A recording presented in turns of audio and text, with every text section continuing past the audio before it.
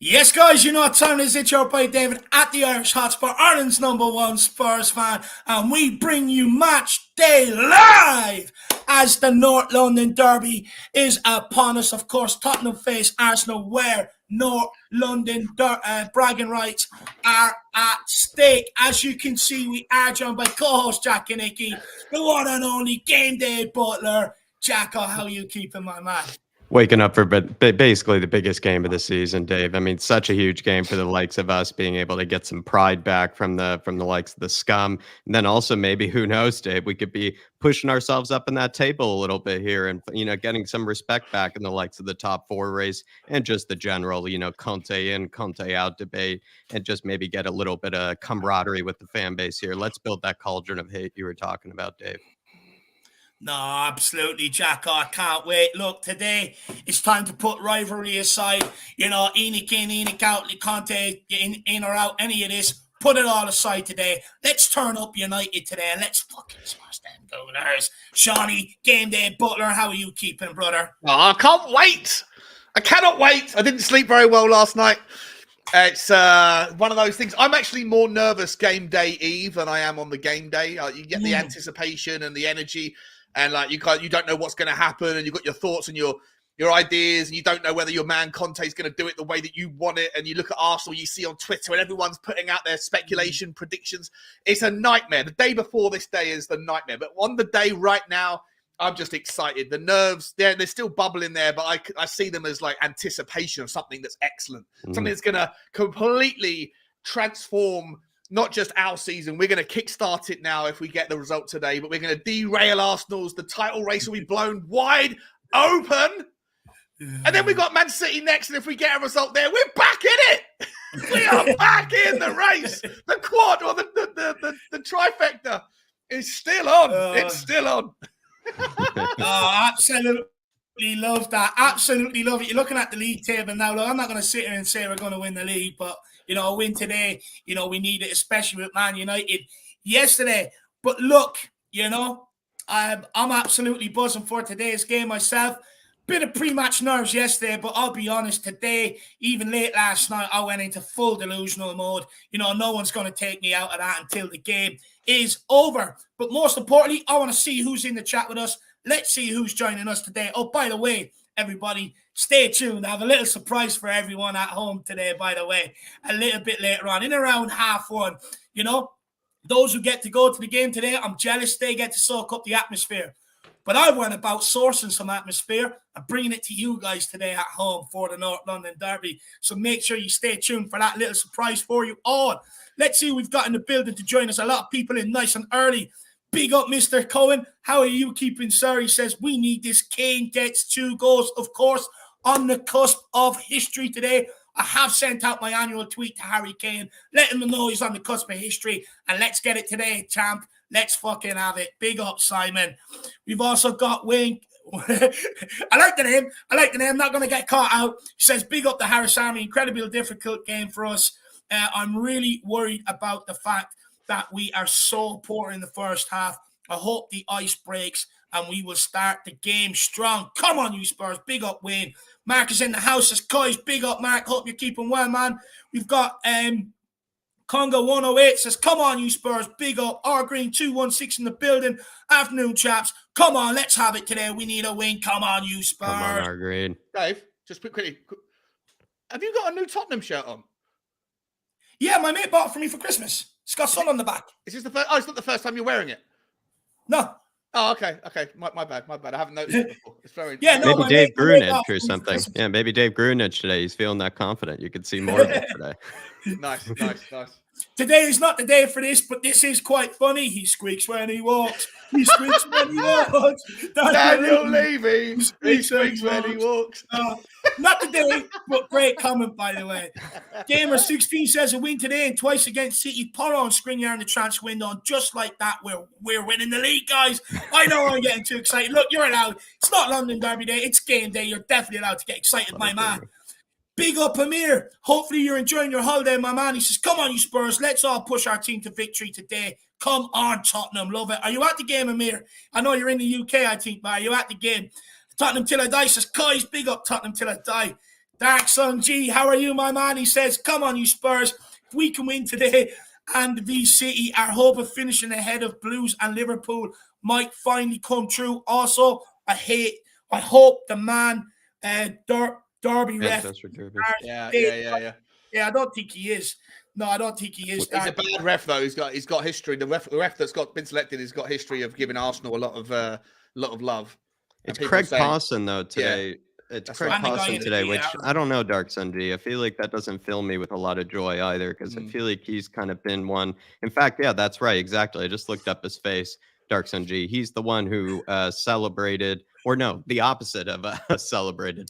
The one who, remember, rolled his eyes and threw his head down when we got the winner against Man City in that game. The what is it? The third official, Dave. In that Man City game, that's who Craig Pawson is. He's the one from today, the referee, and the guy who literally was upset to see Spurs get a winner against Man City.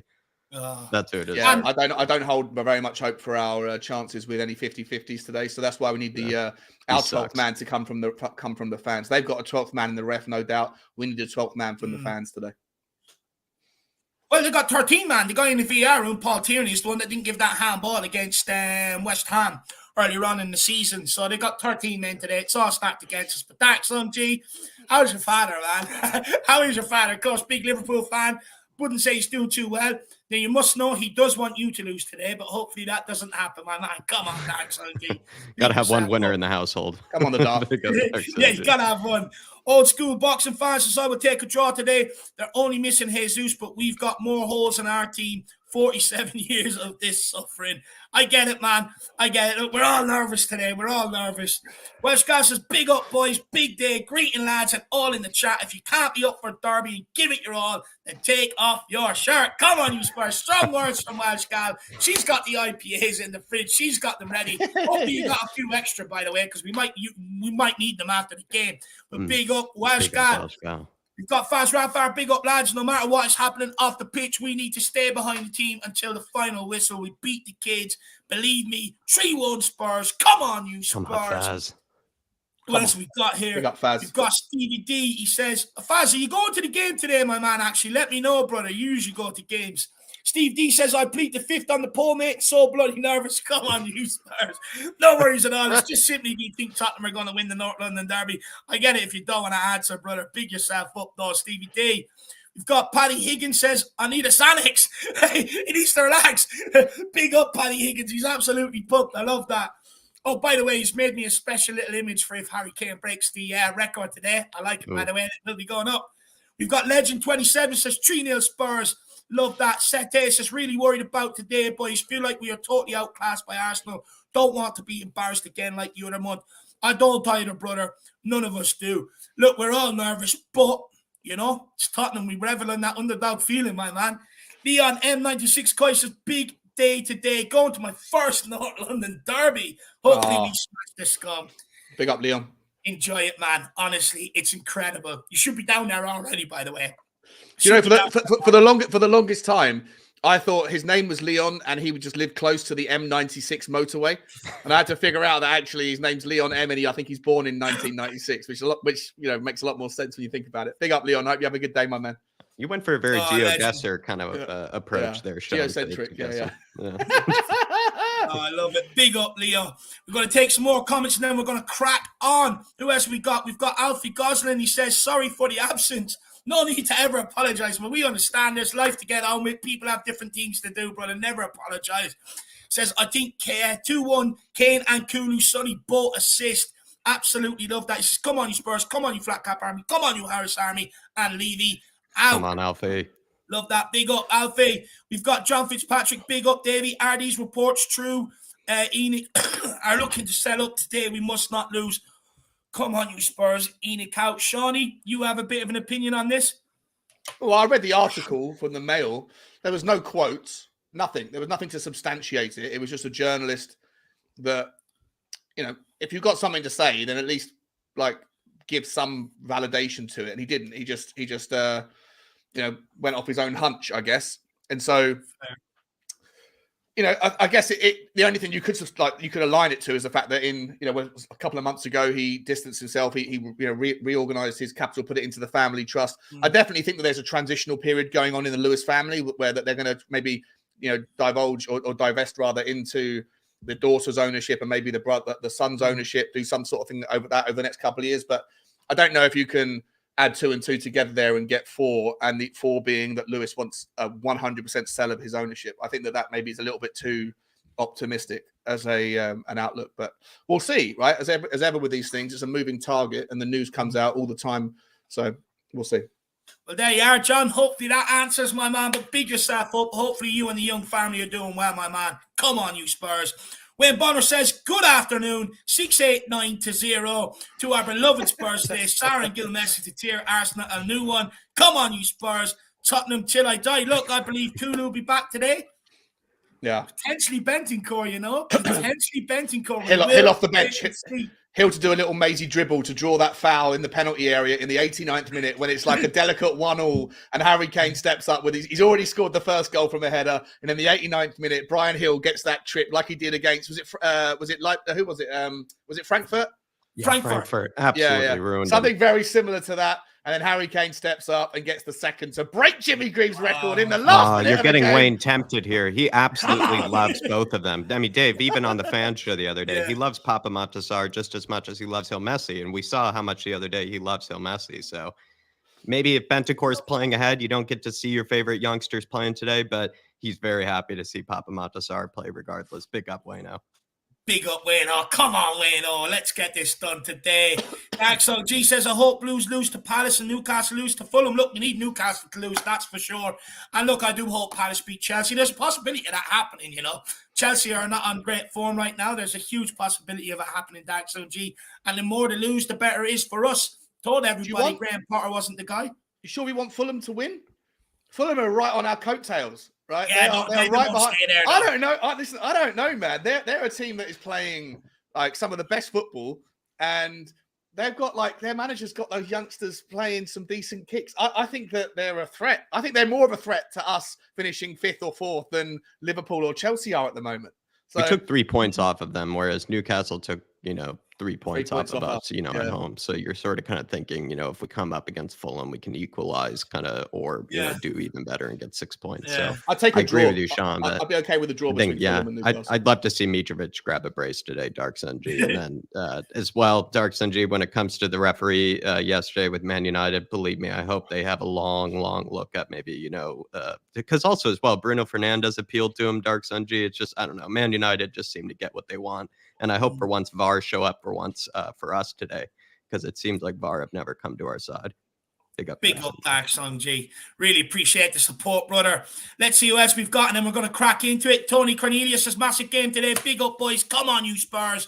Love that. Cheese Room John, he says, afternoon, please, Spurs, show up today. Big up, Cheese Room John, my man. We've got Ray Porn, the chef. Okay, fair enough. He says, big up there, fella. Mixed emotions today. Really nervous yet pretty confident we beat them. So go figure. Love that, Ray. Big yourself up, my man. Carl Higgins is in the building. Absolute legend. Hope you're keeping well, my man. Paddy Higgins says, God's a football, mate. This is a super Sunday for your Spurs fans. Exactly, my man. Michael Bennett says, yeah, the Army. Absolutely love that. Big up, Mitch Groves. Good appearance on the fan show the other day. Come on, you Spurs. Big up, Phil. Big up, lads. Have bet 2-1 Spurs with Harry Kane to get a bracelet. Come on, Arsenal, get battered everywhere they go. Love that, Phil. Absolutely love that. Who else we got? Killian Goodman says, hi, guys. Come on, you Spurs. Doherty goal incoming. Well, he's an Arsenal fan, so it better happen today, Killian. Speak to him, Killian. Speak to him, Killian. Mike Laddie, he says up the Arsenal. Adrian Cheese says, big up, working the script so Kane gets a hat-trick. Yeah, man, please get it over nice and early so that I can relax during the game today. Big up, Adrian. Big up the Harris Army. Big up, Adrian. We need to win today, so make sure it's a good script. Make sure Harry Kane gets that record, brother. Really appreciate the support, my man. Take care of those scripts. John Stokes says, afternoon, David, Jack, and Sean. Come on, you Spurs. Big up, John Stokes, my man. I hope you're keeping well, brother. Big boss man's in the building, the best threesome since Kane, Son, and Delhi. Big up, big boss Who man. goes to Turkey in this situation and lets it all go? Maybe me. Maybe me. Big up, big boss. Big up, my man. I'm going to take a few more names because I don't like missing out on everyone, and then I will get straight to the bottom of the chat and we'll crack on. I mean, our studio says we need new players. We should have bought players before the North London Derby, Levy and Enoch out. Look, I think most Spurs fans wanted players in here before these sort of running games, to be honest with you, my man. Jordan Stevens says, too nervous, man. I get it, brother. But look, we've got a show today. That's it, Jordan. No time for nerves, my man. No time whatsoever. Moline says, big up everyone watching from China. Come on, you Spurs. Love that. Big yourself up. Luke says, let me know if there's a big Spurs fan in China following in China, my man. Big yourself up. Luke says, I wish I had Sean's enthusiasm. Scott Aynham, good to see you. Big up to you. Come on, you Spurs. Big up, Sam. Steve Fraser says, they're full force. Who else have we got? Why is this? Mafia Mac says, evening chaps, big up Mafia Mac, big up Lisa says, big up gentlemen, come on you Spurs. We've got Kenneth Tottenham Hotspur, come on you Spurs. Come on, Kenneth. We've got Youngmin Son says, Decky is back. Love that. The Spurs fan says, no way David's got a new top. Big up Irish. Yeah, like I said, my friend bought it for me for Christmas. If nobody believes me, I can get him actually to come on here, when he's back from the Navy and let everybody know he did buy it if anyone wants to accuse me of going and buying it. So it's coming from the horse's mouth. My friend bought it for me. Who else have we got here? We've got Peter Spillane says, hi lads, Happy New Year to you all. Got myself a flat cap, calling myself now Flat Cap Pete. Love that, Peter. Love that, my man. Who else have we got? We've got Wembley once this afternoon, boys. It's hide behind the sofa time again this afternoon. Love that. A Spurs fan, if you want to know how you know my mate bought it for me, it's got Son on the back and not Harry Kane, which I was raging about, by the way. Absolutely raging about. Big up Wembley 1. Big up Shelter. Muregui says, come on, you gunners. Can't have that, my man. Big up Mick Hermelock.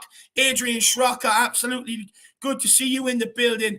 And we've got the Tottenham one as well. Good to see you. We've got, fair enough, Crafty Can Opener. We've got Trace MUFC for one day and one day only. Come on, you smash the stub. This guy wants to get in the title race. That's what that's about. That's what that's about. Big up, my man. Michael, good to see you. Brother P-Dubs, great to see you. Big up Kulu Sexy Football. Tottenham till I die. Who else have we got? Trace is back again, says for one day only, smash the scum. We're on it, Send brother. it twice. We are on it. Love that. We've got Ben Salah yourself, says we win all the games in Jan, we win the league, lol. Then we've got Faz Rafar. No, David, I'm not going to the match. I am at my sister's, remember, with a house. Oh, yes. We need to get the win for you today, my man. We need to get the win for you today. Dark Song G says, my dad said both our teams are bad at the minute. If we win, I can say only you and Blues are going to drop. And if you are lucky, your team will go to the Conference League. Jack, what would you say, Dark Song G here? I feel like the Blues are definitely in some shape or form maybe considering battling for the Conference League or not battling for the Conference League, because do Chelsea even want to see themselves in the Conference League? They might as well just kind of hover in that sort of 10th kind of position for the rest of the season, I think, Dark Sunji, because they have such a high opinion of themselves, those fans, as well as the football club in general, that maybe they just might as well just accept failure for the rest of it, just play the kids, Dark Sunji. And I think when it comes to the outlad, I don't really know what to do with maybe Liverpool at this moment in time. I feel like they're going to maybe sort of struggle to, challenge for a Europa League spot, because you look at all the teams that would fall out of top 4 if they don't make it, Dark Sun G, kind of like ourselves, if that's the case, or a Newcastle or a Fulham or any of these teams, honestly, are better than Liverpool. So Liverpool also have to consider whether they would even want to go to the Conference League. Yeah. So if you ask me, Dave, I think it's the battle of who actually wants to be in the Conference League. It's whoever really wants to be there, and it's probably Fulham, the Brightons, and teams like that would love to have some European football. So maybe they might just kind of take those positions, and Liverpool and Chelsea will just hover above 10th. Oh, that'd be nice. That'd be absolutely nice, Dark Sun G. Big yourself up, brother. And like I said, when we win, get in there and give a big fist pump to the other. Come on, you Spurs. Love that. Derek Hutchinson, good to see you, sir. I hope you're keeping well, my man. Nigel Watson, good to see you. Godfrey Drummond, we're going to take a couple more comments and then I am going to crack on so I can catch up with the chat. Tin Man 007 says, massive game today. We must not lose this game. The players need to be right up for this. On my way now to the league. Come on, you Spurs. Big up, Tin Man. Make sure your vocal box is ready to sing the boys into action. Big up, Tin Man 007. If you can get me a few pictures of the atmosphere up and around the game, I'd be highly grateful, brother. Big yourself up, my man. Legend. We've also got Para Miguel Escobardo. We've got Dark Sun G says, I hope Sun scores 3 goals to reach 100 goals for Spurs. Two records.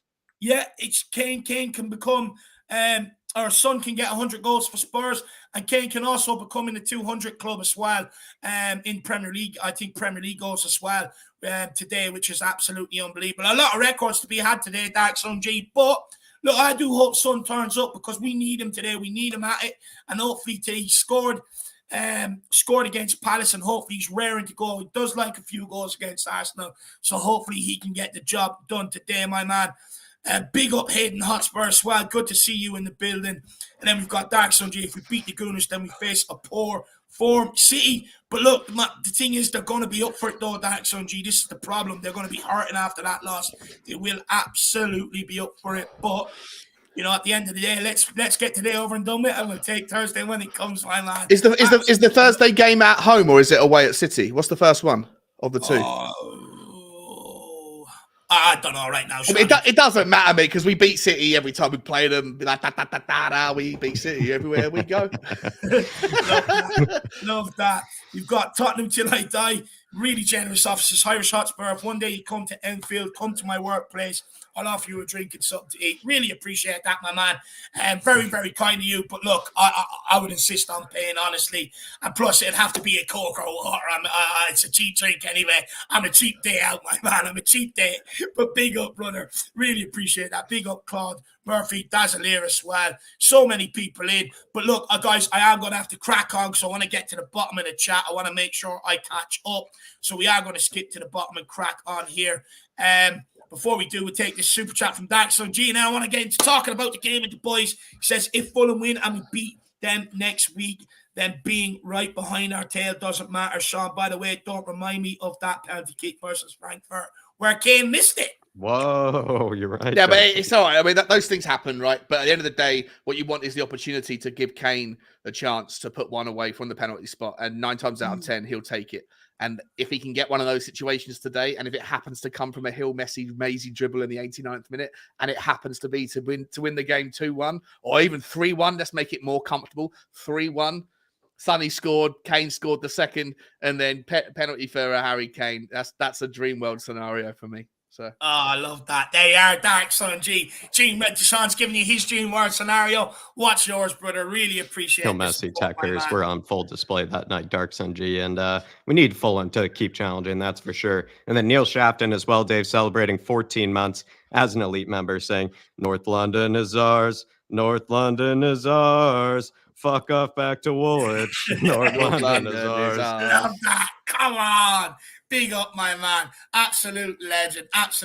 And big up Dark Sun G as well, guys. And then big up Alex and his son Vinny, who are tuning in today. Absolute legends. But I'm going to crack on, tell everybody everything they need to know. Let's get a good discussion underway on this North London derby game. So, of course, it is at home at the best stadium in world football, the Tottenham Hotspur Stadium. 4:30 p.m. kickoff. Referee is Craig Pawson. VAR room is Paul Tierney. May as well just put Arsenal beside their names.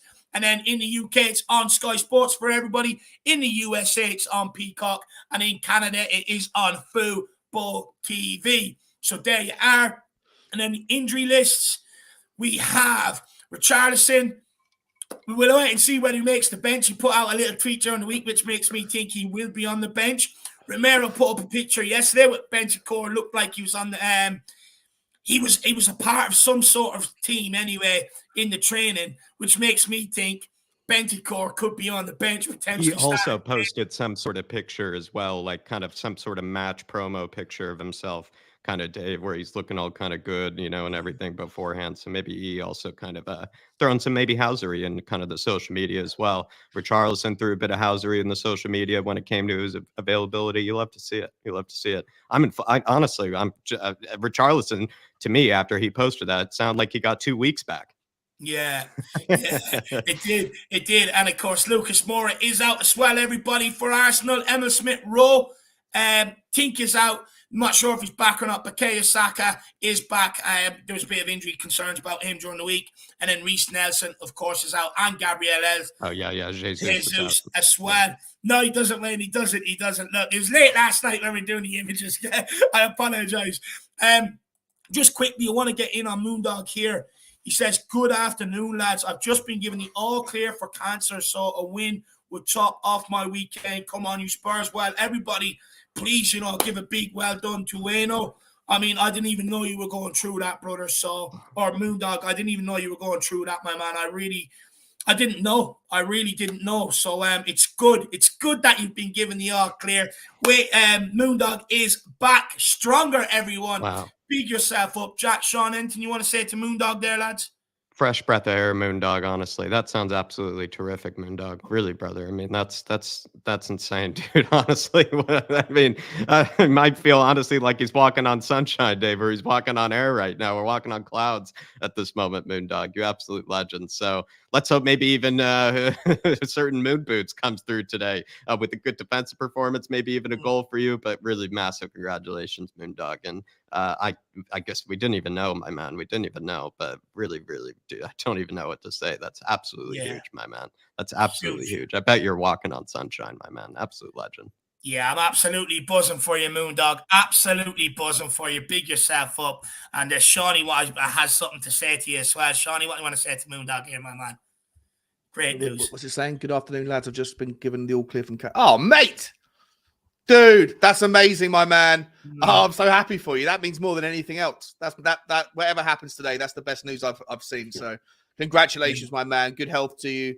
And pumped, man. That's superb. Well done. Congratulations. And regardless of the result today, don't let it take away from your good news, my man. Absolutely love that. What an absolute legend. Big up, Moondog. Battling away, no one even knew about Didn't know about that, mate. Yeah. And that is top guy. Lovely fellow in all the comments all the time. Yeah. In videos. Mate, so pumped for you, bro. So pumped for you. That's amazing. I'll be kissing the Hoiberg plaque today, my man, and the Flat Cap Army plaque today, Moondog. Really, honestly. Fresh breath air. Lovely to see. Yeah, exactly. Big up, Moondog. You're the man. You are the man. But look, guys, we're going to crack on. Let's start talking about this game. We'll start with you, Shawnee. For the first time since Arsene Wenger left town, Arsenal do look comfortably superior to Tottenham this season. Is the power maybe starting to shift to the red side of North London again? Oh, it's too early to tell, mate. It's temporary at the moment. We'll have to see, right? They've got everything's clicking for them this season. They've managed to avoid a lot of injuries. In the most part, I know they've got one at the moment, but they've generally done brilliantly well. A lot of the players that have returned from loan have come in and hit the ground running. Arteta has had the patience afforded to him by a very patient board in the face of a very impatient fan base over the last 2 or 3 years. It's amazing how many of the Arsenal fans that are now singing his name were, horrendously nasty and toxic towards him for the previous 2 years. So it's all coming together quite swimmingly. And at the same time, of course, just like in the Leicester City season, when they won the Premier League, a lot of other teams had things that were going wrong, and it like magical things happened for Leicester that year. It's the anomaly. It was the anomaly, the exception to the rule for Leicester. They've subsequently fallen back into whereabouts they've always been. And we'll see what happens with Arsenal. Do I think that they're favourites to win the league? We'll see after January. I think this January, there's so many big games that are big teams are playing against each other where things are going to materialize. Look, everything's going right for them. Is the power shifting? Again, we'll have to wait and see. Just bear in mind, they've only beaten us twice in 20 years at Tottenham Stadium. And if a game happened, and also like Arsenal have got that, that history of kind of bottling it a little bit. Like they never seem to get themselves over the line in the last few years in a variety of different ways. And so, if things go well for Tottenham today, then we'll see what happens with them. Manchester City need to get things right. Manchester United are chomping at the tail. I don't think that it's necessarily an easy answer to give. I think that Arsenal at the moment look like they've got momentum behind them, but to make the statement that the power has shifted back to the red side, I think it's far too early to tell. If they go on to win the league or if they win a trophy this year, then of course they have capitalized on opportunity, something that Tottenham never seemed to do. But for me, I think it's just too early to tell. Yeah, look, I think so as well. I do think it's too early. I'm not convinced Arsenal are going to stay there yet. Look, it could be more through me. I'm just not convinced of them there yet. There's a long way left to go into this season. So let's see how it pans out. I'm definitely not sure. The power has shifted. Now, Jack, after a 3-1 humbling at the toilet bowl, how important is it that we put this right today on home soil, especially given the divide and the uncertainty around Tottenham? I mean, there's so much momentum that does get tied into these things. And when you look at even that 3-1 performance, we were doing it, I think, together, Sean. In fact, we were quite, getting close and personal, one-on-one, basically, sharing that experience together, if I recall. And I remember at the end of the first half, Sean, we did kind of feel like we were going through a war a little bit, where like the first 20 minutes, they were all over us. They were all over us. It was hard to survive it. And then kind of once Richarlison got that penalty, we were kind of, starting to feel like we did actually, have some momentum in this game, and that we did start to kind of flex our muscles a little bit. And we knew we were a second half team, even at that stage, that season. Hugo Lloris kind of makes a huge mistake that then kind of just, I feel like, gives in the first 2 minutes of the second half, right? In the first 2 minutes, and then Emerson gives away a red card, and it kind of felt like it was all like we kind of just touched on. Yes, they humbled us. Yes, they won, but it was like, did we kind of give it away? Did we shoot ourselves in the foot? Absolutely. Massively. And so 100%. this is an opportunity to undo that. This is an opportunity to make up for all of that. And that's where I also look at it is, Arsenal got so much momentum from winning that, but did they really truly they won it, but they definitely had, a helping hand from us shooting ourselves in the foot that match. And I think that's where you kind of look at these things is then, Arsenal went on some huge win streak. They kind of went on to really feel very confident about themselves, but maybe had Spurs gotten a draw, or maybe had Spurs maybe made them drop points there and actually didn't have that Hugo mistake and didn't get that Emerson red card. You kind of look at how the momentum could have shifted. And I think that's the case here today, where, Dave, the way we could earn back some respect is also by earning back some momentum that we probably deserved from that first performance. It's not saying like we deserve to win or anything, because we made those mistakes and we should own up to making those mistakes. But you know what I think I'm trying to say here is that we can try to not make those today, and we can get some momentum back that we could have gotten the first time in the first. This game will be determined, I think, by moments. I know that's an easy thing to say. Of course it is, right? Moments of brilliance, moments of idiocy, whatever. Quickly, the last two games were just to back up your point. The last two games were decided by red cards. Yeah, 100%, right? Red cards or individual mistakes. Now, if you look at the teams and you look at like current form, who are the players and what team do they belong to that are more capable of kind of flailing under the pressure? Unfortunately, you probably have to argue that it's likely to be Tottenham.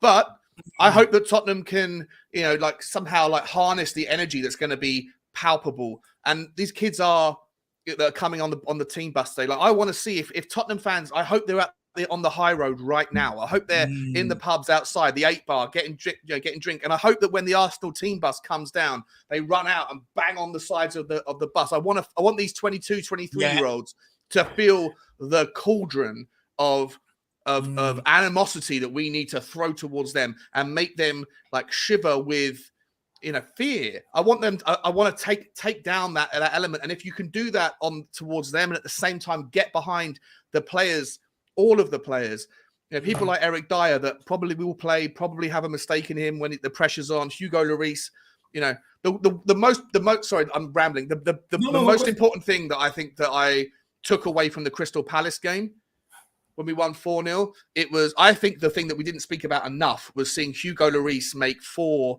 really, really top-class saves. He got the clean sheet, and then he's had a second clean sheet against Portsmouth. I don't know, actually, was he playing in that game, or was it Fraser Forster? Either way, the defense and the goalkeeper haven't conceded in 180 minutes of football. Mm. And to me, that is the boon and should be the wind in the sails of those people that are at the back that have that mistake in them. Let's hope that that stuff's behind them and that they can, if we eradicate those mistakes today, I think that it's a very level playing field. And I think that Tottenham will and can easily outrun these players, outfight these players for the ball, especially if the energy is correct. And look, for me, that all starts with, like you said, Sean, the bus is coming down the high road. That Arsenal bus comes down, slap the shit out the side of it, pull out the flares, make it hostile, be there so when they get off the bus to walk into up to the change rooms because they have to come through the stadium. Make sure they know that they're not a welcome. That's all you got to do because they were beaten before a ball was even kicked in that last North London derby. Completely beaten before it was even kicked purely because of the fans. So the fans have a huge part to play today. But look, we've got to keep the run going at home against Arsenal. Undefeated there in 9 years in the league. And team 2014 was the last time they bet us at home. So we've got to keep that run going today. Now, how important does the role of the fans have to play today, though, boys? I feel like, Sean, you've been there before, so maybe you could speak to it better. But knowing that we are a team that's not top of the league here, we have to be able to make a team that is top of the league feel like they cannot walk in with confidence, cannot walk in with sort of the swagger that they might have, right? That any team would probably feel like when they are top of the league, like Arsenal. And also, I think it's been brought up before, but no team has really stood this convincingly, in front of the rest of the pack in quite some time. We've been quite used to Man City and Liverpool kind of just sort of going at each other neck and neck kind of the whole way through.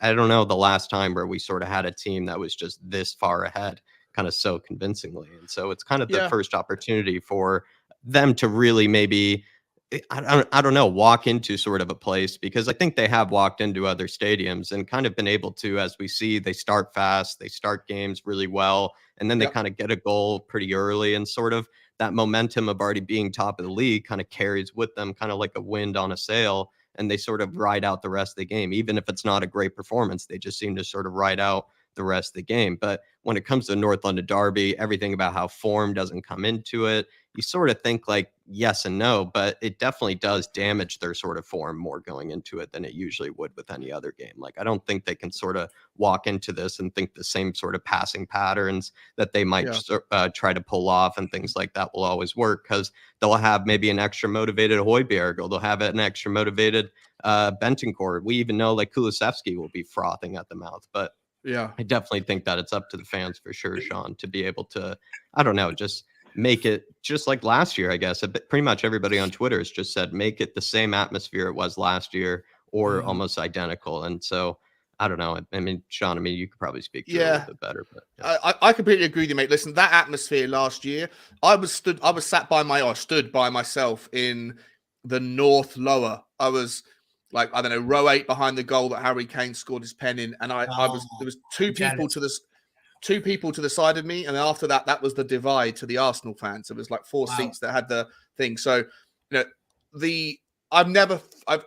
was screaming into my little my camcorder. I was screaming to try and get my voice heard on the tape over the noise around me. I've never ever felt anything like it. Never since, never before. And I was a season ticket holder at Tottenham for 20 years, from a child all the way up until I went and moved abroad. So that game was something different. And the Arsenal fans felt it. Like, before the game, they were like screaming and effing and blinding at us, all that stuff, a little bit of banter, but nasty banter.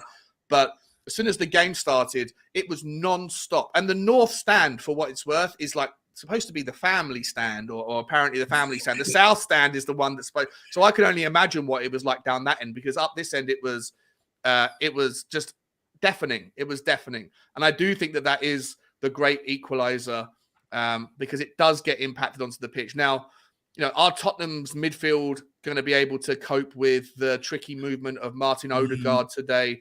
Wherever you try and like suffocate their skill set, they can get the ball somewhere else, and they've got, for a large part of their team is probably better with the ball than we are defensively without it. But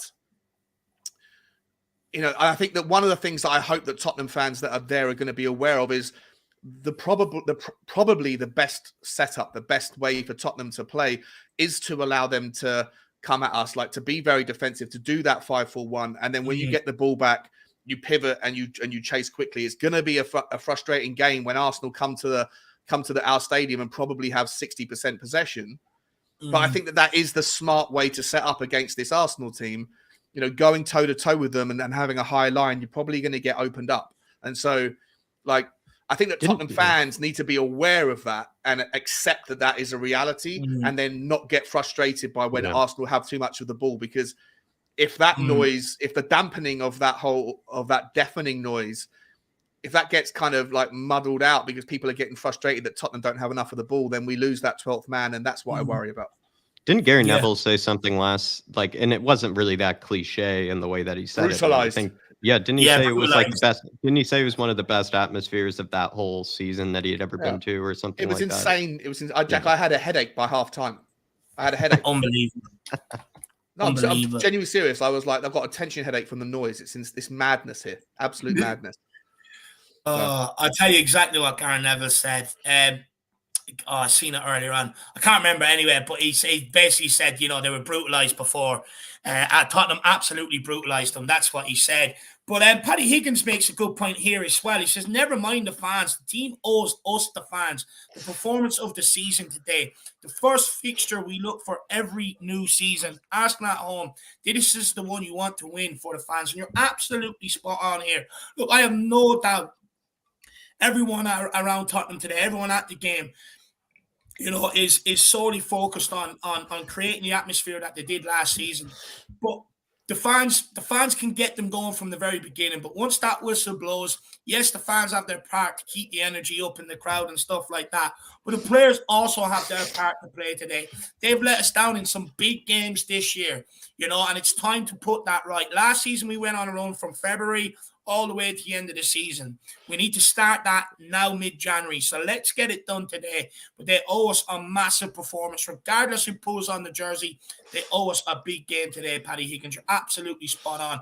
And look, even though I don't like the guy, happy birthday to Moon Boots. I'll put the rivalry aside today between me and Moon Boots, but happy birthday, big man. Let's get a big performance in there. A couple of super chats to get to, and then I want to talk to you guys about how Spurs should approach this game. But Dark Sun G, we've already got that one. He says, Craig Pawson, 2021, Fox is home, 2-0 loss. West Ham United away, 2-1 loss. Newcastle away, 2-2. Villa home, 2-1 loss. And then in 2021-22, North London Derby away, 3-1 loss. Leeds away, win. Brighton at home, loss. And then this season, Forest win. And then we go to City away for that's absolutely wow. We do not have only two wins. Only 2 wins. 2 wins in what, 3 years? In 3 seasons. I'm trying to remember as well. Like, I feel like that Forest game, I remember hating the referee. I feel like in that Forest game, like in particular, like I remember that one being like a real slog. Like I remember everything being against us on that day, like sort of in that Forest game. So I don't know, Dark Sundry. He might be actually, it's just our luck. And it's also probably just this case. The Gooners, they were given probably the easiest fixture schedule this season. And they just, booked in the best referee as well that just absolutely hates Spurs, to come into our house. It's pretty typical, Dark Sundry. You gotta let me in on the secret, where's the secret site with this stat, my man? You gotta let me know. But honestly, look, we sit here and complain a lot about the refs, and most of the times, rightly so. But even if the ref is against us today, the players just got to realise that, and they've just got to find even more grit and desire inside to overcome it today. I don't want to hear any excuses after the game about the referee unless it's an absolute shocking decision last minute and they get a penalty or whatever. But even if it is against us today, find something inside, realise he's against us, and it should inspire you on even more to go and do everything you can to get that victory. Big up, Dark Sun G, brother. Really appreciate support. Incredible stat. Paul Markey says, only way to win today is on the front foot. Come on, you Spurs. We're actually going to get on to that now in just one moment, my man. But good to have you back. I know you didn't enjoy the build-up yesterday. I know it's hard to listen to Arsenal fans, but really deep down, they are good guys, my man. Them 2 guys are really good guys. But big up, Paul Markey. Good to see you back today, brother. We have Dark Sun G says, Xhaka, Gabriel, and Partey have a red card in them. Go for it. Absolutely spot on, my man. They all do. Put them under pressure. Like I said yesterday, look, I know some people say, Dave, this is wrong. Just be in their ear, give them a little tug on the back of the hair, ask them how the missus is, ask them how the sister is, just wind them up, just, I don't care, all respect goes out the window today, it's just a derby day, you got to get under their skin somehow, so just get after it today, Dark Sundry, you're absolutely spot on. If I was Salzburg, I'd be around Xhaka all game long, just winding them up about. I think Gabriel too, like Harry Kane should definitely use like Gabriel's sort of like he's a bit, I don't know, he's kind of a bit too over energized a bit times. Like he kind of seems to be a bit rash. I think Harry Kane could use that to his advantage, kind of outthink him in a lot of ways, maybe kind of go against, use his energy against him. So Harry Kane's got to be also on form today for sure.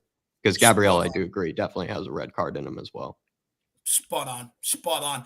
Maybe Sonny can draw Gabriel out like he did to who was that numpty last season? Was it Holding? Lived up to his name really, didn't he, that day? So hopefully he can get the same done today with Gabriel today. Dark Sunji, big up, brother. Matty Hayes says North London is white. Let's spam the chat with white emoji. Let's get them in there. Any gunners that are in here, let's run them out the chat. Spam it with white, and everybody smash the like button while you're on that shit as well. Big up, Matty. Good to see you, my man. Hey, Dave. Yeah, just quickly, I've got a list here of all of the different clubs that are officially supported by referees. Craig Pawson is officially a Sheffield United fan. It's surprising that in the 2021-22 season, all of the list of the referees, there's only 2 of them or 3 of them that actually acknowledge supporting teams that are in the Premier League. Michael Oliver's a big Newcastle United fan. Andre Mariner's a Villa fan, and Martin Atkinson is a Leeds United fan. Apart from that, everybody else conveniently supports teams that are in the lower leagues, and they have to disclose this, and they're not allowed to be a part. They're not allowed to referee games that they support. Isn't that interesting? So, what's his name? Martin Atkinson will never be seen refereeing a Leeds United game. Andre Mariner would never be seen refereeing a Villa game. But funnily enough, all the others, they all support Bristol City and Barnsley and Luton Town and Sheffield United. They all support Wrexham. It's one of them. It's one of them. On the outside, it looks all like, official and all. But then you go in there and it's like, look, I know he's poor Arsenal. Just throwing out fucking Bolton, I think Craig Pawson need to have that. Like the fact that he doesn't have that, questioned, or he doesn't have to go in front of people and answer when he got caught on camera rolling his eyes for Spurs scoring a winner. Like there's no explanation for that. Like, and he needs to just the fact that he gets away with that, I think is also hilarious. Yeah. It's a joke. I guarantee they all sit there in their little private meetings, celebrating, United winning or Arsenal winning or Liverpool winning. You know what they do. Yeah. Jerry, the Jericho, big yourself up, my man. Good to see you in the building. Hopefully you are absolutely pumped for today. And he says we need to shock them with max aggression by the fans and the squad. They should be wishing to be anywhere else. Absolutely spot on. That's exactly the mindset you want them to be in, Jerry, that they want to be anywhere else but the Tottenham Hotspur Stadium. You're absolutely spot on. Look, for me, hopefully they come down Romero's side right down the very beginning, because I've seen Romero do a Hulk smash, Romero smash, so early in games. I've seen him take out St. Maximum last year against Newcastle. Mikel Antonio, when I was there when we played West Ham, smashes them early doors, and then they do not want the ball anytime he's around. But we need Romero back. Look, also the midfielders, instead of dropping off, letting them pass around, smash them nice and early. Run over them like an absolute steam train. Let them know they're in for it. So when they do get the ball and you run at them next time, they're in so much of a hurry to get rid of it, they end up misplacing passes, just like what teams do to our back line, to be honest with you. But anyone want to say anything here to Jerry, boys? No, I think it's coming out with that max aggression. Exactly right. Especially, I think even Sean brought this up, but we'll get into it, Jory. It's like we don't need to maybe go full press, kind of meet them toe-to-toe, but the moment they get in our half, have Bentancur and Højbjerg ready to smash Odegaard the moment he tries to turn, have the likes of Romero get a few early smashes in, and also the fans as well, the moment that ball is kicked, to make it just absolutely impossible for them to hear each other and things like that. Big up, Jory, my man. But I completely agree with you. It's I think the fans did it last season, to be fair, so I imagine them to be able to do it again. But it's also up to the players, like Patty said, it's up to the players to really put in a performance today that also shows that they can start first halves well, because we know that Arsenal start games really well Jory. So it's nice to see maybe Spurs be able to be motivated for once to try to start a first half well, because we really don't. Big up, my man. Big up, Jerry. Big up, Joe. Really appreciate the support, my man. But look, before we get into actually, how Spurs should approach this, because I got an interesting question on that. But guys, we do play Arsenal today, and of course Man City on Thursday. So we played the two of them over a 4-day period. How big of a period is this for Tottenham Hotspur Football Club? With these two, will these two games define the course of our season? And how important is it that we find some consistency over this period? Shawnee, we'll let you go first, and then we'll let Jacko answer. How important is it that we win today? Is that what the question is? Today and City, like, it's an important 4-day period for us, and it could really shape our season. We lose both of them, it's going to be a struggle to get top four. Win both of them, look, it puts us inside the top four, and it'll only put us a few points off Arsenal. Yeah, it's massive. It's absolutely massive. Look, it is what it is. We always seem to look for the little quiet periods in our season. Like, when do we play Southampton, followed by Villa, traditionally Villa, by Bournemouth? But when is that little kind of easy run coming? But if you remember last season, we thought that Wolves followed by Southampton, I think it was supposed to be the 6-pointer, and then we lost to Wolves because of Hugo Lloris howlers. Was it Southampton the game after that? I think we lost to that game at home as well. It was 2 home games that should be 6 points. We didn't do it. And obviously that was the derailment for the period temporarily. It allowed Arsenal to get ahead of us, but ultimately then we kicked back in. And I think that, sometimes we look at these massive moments, these massive games, and think that these are the things that define your season. But actually, for me, I don't necessarily. Listen, if we win those 3 games, if we win Arsenal and Fulham and City, and then Fulham and then City again the second time, like, that to me will be a catalyst that will get everyone's hopes up. But it's about being consistent, and I don't necessarily think that these 3 or 4 games entirely define our season. I think that we can still. There's still. We're still going to have 17 games or 16 games to go after we got through this little run. I still personally believe that we're playing Arsenal. Everything's out the window today. Playing Manchester City, Tottenham usually do well against them. It's going to be a difficult game. They're always difficult games. But for me, it's about, taking a little step back and realizing that dropping 3 points to Aston Villa was probably more impactful than, other games or other results that we look to on the calendar and thinking, that these are the things that define our season. We could still lose to Manchester City and still finish 4th, right? We can, as long as we go and make sure that we don't screw up against whoever's next in the season, in the calendar after when we get into February. It's massive. It is massive because it affects other teams and their chances as well. But I think we need to kind of just take a little step back and recognize that every game is important, regardless of who you're playing.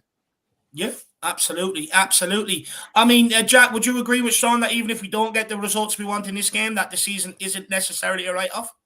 No, it's not. It's not a write-off, but it's sort of like I brought up earlier. I think you can use it as sort of a trampoline effect, like kind of with momentum and with confidence. Like, and Spurs could use it as like sort of a really fast way to repair, maybe if there is any sort of like, I don't know, ruptures in the squad or any sort of kind of clicks, like there often can be when things aren't really going well with results and whatnot. I bet there are certain players that are more behind Conte than other players that are behind Conte right at this stage because the results haven't been consistent. You would think if you get the win today and you get not even a convincing one, I think if you just really win today and you really also especially see the reaction of the fans after getting a win today, you could see the whole squad coming together. I think Conte has kind of thrown a bit of water or whatever on kind of the I don't know, he's definitely calmed us a little bit on his future with the supposed rumors that he might be staying, for, until a trophy and whatnot. And I don't know, like some people don't want to read into that at all, but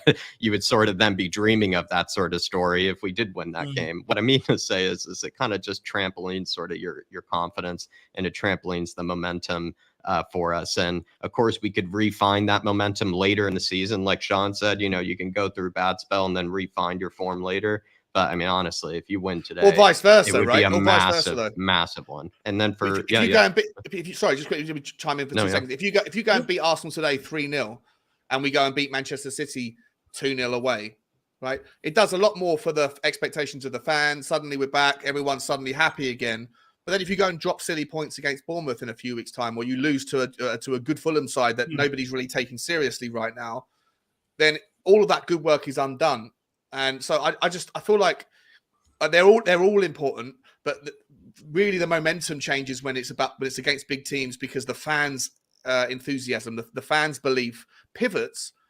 But I think that like beating Man City away is just as important, or just as unimportant, however you want to see it, as taking on Fulham with the same level of atmosphere. And the last thing I'd say is that's why I don't understand why Tottenham fans can't get like as noisy, as excited about playing Fulham at home in a couple of weeks, or playing Fulham away, whatever it is, or playing Bournemouth at home as we can again. I understand why it's a different kettle of fish, but if Tottenham fans want Tottenham to be as successful as possible, there should be a way to kind of generate that energy for every game. And sometimes this season, you've seen that the stadium has been pretty lackluster in atmosphere, and I think that does as much damage as anything else. Sorry, Jack. Sorry to chime in there, my man. I was virtually going to say the same thing, and maybe the last thing I would add is also no. But then the only thing I would add, Sean, now that I think of it, is it's also an opportunity to take away Arsenal's momentum. We already know they have a lot of momentum, but it's an opportunity to really humble theirs and also take them off their pedestal, which we know they're on one right now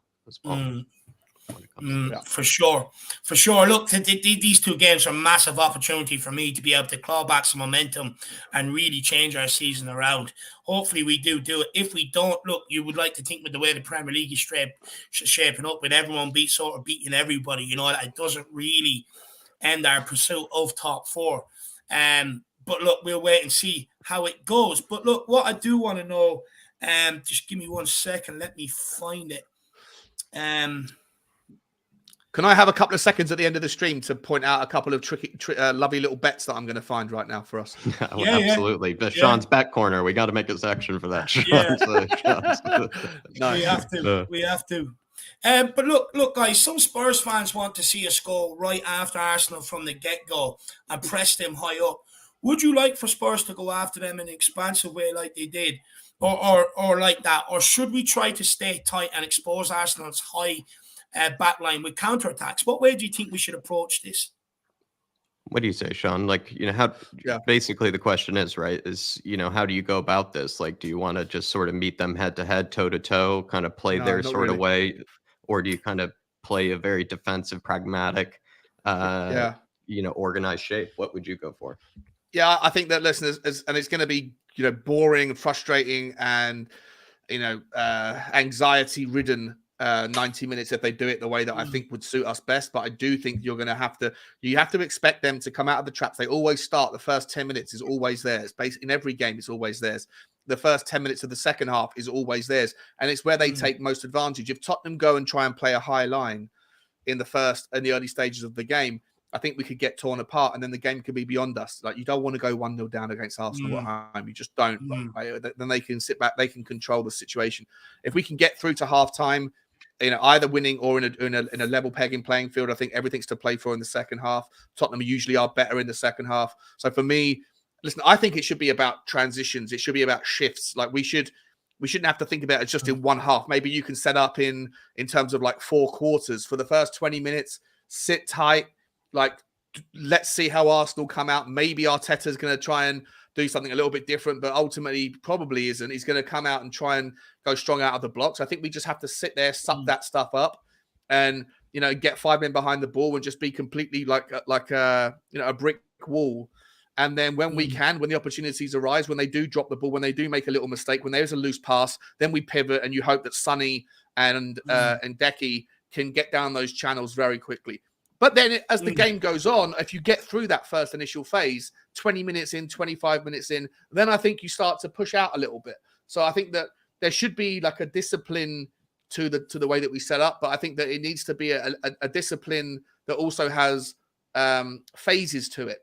And I think that we should then, like, latter part of the first half, try and push, get more possession, try and stretch them a little bit more, or just try and get, recycle the ball, see what happens. But for me, the worst case scenario, I think that if Tottenham can't get a goal, we should at least be absolutely determined to get in at halftime, 0-0 or 1-1 or something like that, so that then we can get that Conte team talk at halftime, come out, and this time round, hopefully not concede in the first 5 minutes. Again, phases of play. and transitions. And I think if we do that correctly, then I think we've got every chance in the game. Absolutely. Absolutely spot on. And Jacko, yourself, I mean, some of the games where Arsenal have dropped points this year, it has been teams that have had less possession. They're willing to sit in, keep it tight, and catch them on the counter. We got some inside info from them yesterday, Dave. We did ask them, right? How do you beat the Arsenal? What would be kind of a way to cause them problems? And that's exactly what kind of more or less what Sean was saying was kind of how they said you should go about it. They didn't say go at them kind of with the stance of high pressing football kind of, all game. What they really said was sort of go after them maybe in sort of moments and sort of phases, like Sean said, but really actually find a sort of defensive, solid shape that works for you. And then if that shape is, hard to break down, if it's hard to sort of kind of, find the to break the lines of, then Arsenal actually run out of ideas. Remember, he even said they kind of lack a plan B. They sort of lack, that ability to bring somebody off the bench to sort of change the game or maybe bring something on that's a bit different. If you sort of kind of figure them out and maybe have a defensive shape, kind of like the likes of Newcastle and even other sides have, then you can cause them problems. And then from there, you can sort of be able to use sort of Spurs' strength, which Spurs' strength has always been counterattacking, football where we do break very quickly. And we have, players that we know are absolutely deadly when it comes to those situations with Harry Kane, Kulusevski, Sonny, etc. It sort of does play into our hands a little bit, I think, to kind of set up that way. But I agree with Sean where it's not like you need to sit too deep or like put every single player behind the ball or anything, but maybe kind of sort of find a defensive shape that works for you, engage with them, sort of maybe find them in maybe moments to sort of kind of trap them and kind of make life difficult for them, maybe in certain areas of the pitch. But you don't have to sort of do like a full high press or like anything like that the whole game. I think that'd be silly. 100%. Absolutely spot on. Dark Zone G says if they use Zinchenko, he loves a red card versus us. Go for him. Yeah, he does. He doesn't mind a red card, my man. Definitely get down his side and try and put him under pressure. Dark Zone G, really appreciate that support, my man. And then we've got Toby with the super sticker. Jack, any idea what it is? And then I want to bring everybody. I've got a surprise for everybody today. Let's jumping with love right now, Dave. He's jumping with love at the moment. He's just, he's basically just feeling. I wish those were kind of white hearts that were coming from that emoji, but unfortunately, YouTube, they only allow the red hearts today. But big up, Toby. We'll forgive you. Big up, my man. Appreciate it. Big up, Toby. Big up, my man. But look, we've got a surprise for everybody. Let's get him on. It is the one and only Tim Winstone. Tim, how are you keeping, my man? Very good. Can you hear me okay, mate? I can hear you absolutely perfectly, buddy. Yeah, beautiful. Yeah, very, very good. Very nervous. I'll be honest, very nervous. So obviously it's just massive today, isn't it? I mean, yesterday, I think everyone was quite surprised when it was 75 minutes and City are winning 1-0. All going well for us, but it's just ramped up the pressure today, which is a good and bad thing because it makes me even more eager for the game and then even more scared. So, but yeah, just want to say great to be on, mate. Obviously, appreciate the support from you guys, and yeah, hopefully we shall see what happens, I guess. No, look, it's a big game today, but I want to thank you, sir, for giving up your time. I really do appreciate it. Right. It's just like everyone else gets to go to the games. Us and many people tuning in now today, they don't get to go to the games. So the idea was to bring a bit of atmosphere to them. So I'm absolutely delighted to have you on. But look, before we get you kicked off, Tottenham have a real problem, Tim, and we'll get you in on this. Spurs have scored 27 out of our 37 Premier League goals in the second half of matches this season. And we have scored just once in the first half in our last 13 games. I think we'll all agree that we can't afford to start slow today because it is the North London derby and it probably could be over by half time if that is the case. What do you put our slow starts down to, the players or to Conte's tactics? That is the $1 million question, isn't it? What I would say, if there was ever a game to not let that happen, is today, isn't it? Because we could be out of the game 2-0 down by that point. It could be game over. So I think everyone's racking their brains the same thing. I mean, it doesn't help this whole going behind thing. I mean, the atmosphere in the ground. I've been up to the ground a bit before all this happened. I did it. Hello, Emily. I did a couple of gigs at the ground early on, first two games, then did Frankfurt, and that was when we were in our sort of good phase. I think it's just a vicious circle. So the team goes behind. The fans at that point now just expecting it to happen. it just, again, that 100% gets to the players, right? So when people are booing at half time, and you know where we're coming from the Spurs song sheet side, it's just to try and get behind the team, leave the sort of politics to after the game or before the game. Don't do it during. And it's just got to that point now. It is quite a toxic atmosphere. So I'm just praying today that, you know, we make us, even if we do go behind, the fans get behind the lads, just like they did last season. The atmosphere in there was absolutely electric last year. It's really hard to put your finger on it. I mean, part of me thinks tactics, Conte's tactics, quite pragmatic. It's not you should go all guns blazing. The problem with that is if you go behind, it's just been the same result, hasn't it, every week? I mean, you look at the Palace game. Let's be honest, the Palace game was no different, was it? It was very, very cagey first half. Everyone's thinking the same thing, and then all of a sudden, for 20, 30 minutes, we turned up like last season. So it's a difficult. I think that again, the last season it was all about momentum for me. So when we started getting going towards the back end, obviously the players were fitter. Well, there couldn't be any unfitter from the start of the season. And then we were going ahead in all of those games, weren't we? And it was just a constant momentum. I do firmly believe we're a hard team to beat if we go ahead. And when we're behind, and when we've proved we can come back in games, but it's just in the Premier League now, it just seems harder and harder. The more you get behind, the more likely you are to not get results. So it's a difficult one. We just can't. We just cannot start slow today. We can't. It's just not a sustainable way of playing, because eventually we were going to get caught, and we have been caught from coming behind. Look, me personally, I think the instructions is kind of like sit back, invite them on, try and go and get a quick counter-attack and goal and take ownership of the game. But it doesn't seem to be working like that. But look, Tim, what way do you want to work this, my man? Do you want to stay and have a bit of a conversation first and then play the songs? Why don't we do a bit of both? Why don't we do a bit of both? I've got a few sort of medleys lined up, so we can come back and I'll do sort of 3 or 4 songs, then we'll do a few more. Yeah, does that work? Why not? Why not? Let's go for it. If you just invite my camera, Dave, the other one, and then the other music thing, I'll just mute this. Okay. And then if you can just mute my thing I'm talking to now. Should we take you out or leave it on still? No. Here we are.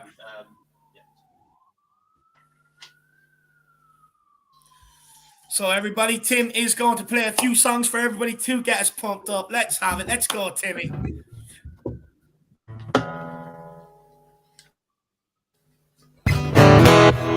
Can you hear me okay? Loud and clear, sir. I can't hear you. Hold on. Put your thumbs up if you can hear me. Yes, right, okay. So we'll do a few songs. I can't hear what's going on in there, so they might be saying this is going to be terrible and I can't even hear them. But anyway, this is a few songs just to start building the atmosphere, guys. We're not long from kick-off now. All these songs were written by fans into the Spurs song sheets. Twitter account. I put the music together. We put the videos out. That's generally how it tends to work. So we're going to do a couple of songs for hopefully a couple of players that today. And the first one is about Rodrigo Bentancur.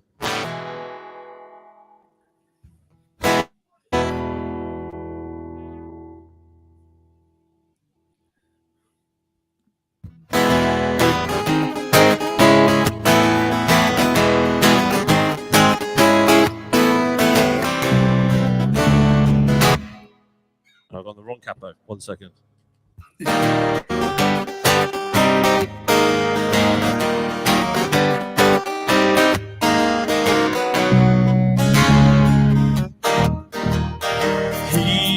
He's the reason we'll be playing on Wednesday next season. Came with his mate from Sweden. It's Bentancur. He's the reason we'll be playing on Tuesday next season. Came with his mate from Sweden. It's Bentancur. And I want you to know I got my mind made up now. Always be mine. And I want you to stay at the lane forever. 'Cause I need you in middle with Pierre, who's here and there and everywhere. And number 3's all we need. Here's the reason we're playing Champions League.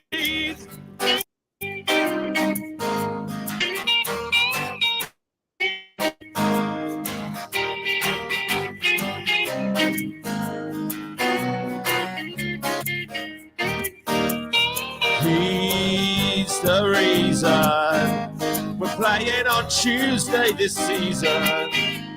Came with his mate from Sweden.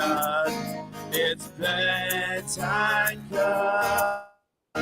He's the reason we'll be playing on Wednesday this season. Came with his mate from Sweden. It's Bentancur.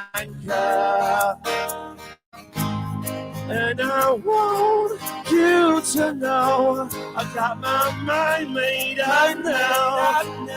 You'll always be mine.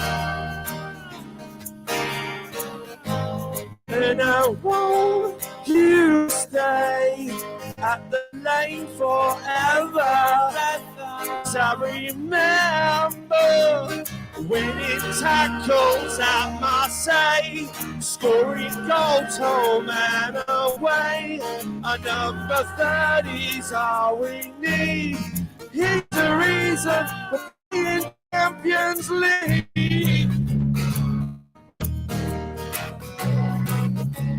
You are all we need. 'Cause you are all we need.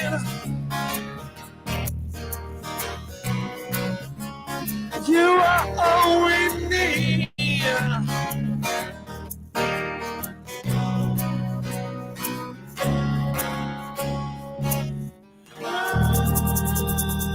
Woohoo!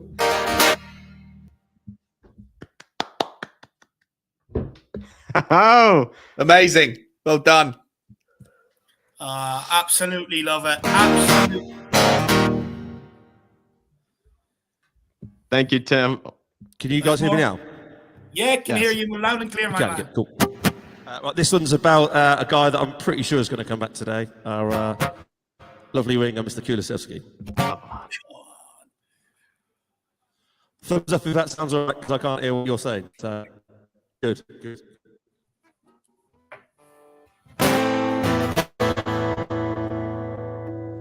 Again, if you're going to the game today, guys, get this one going. Because for me, he's been one of our standout players, well, at least for the last 2 years since he's joined from Juventus. This is about Dejan Kulusevski.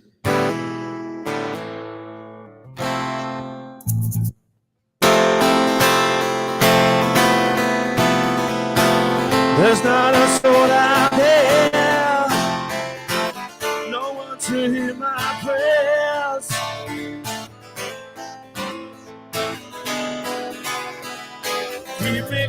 Give me a ginger from Sweden. He came from Juventus and he plays on the wing.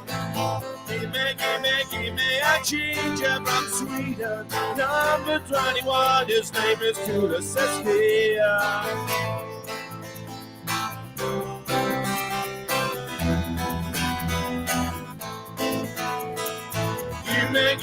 Give me a ginger from Sweden. He came from Juventus and he plays on the wing.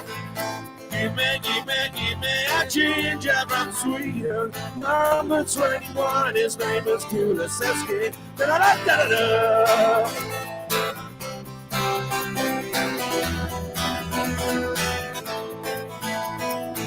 Give me a ginger from Sweden. He came from Juventus and he plays on the wing. Give me a ginger from Sweden. Number 21, his name is Kulusevski. Da-da-da-da-da-da.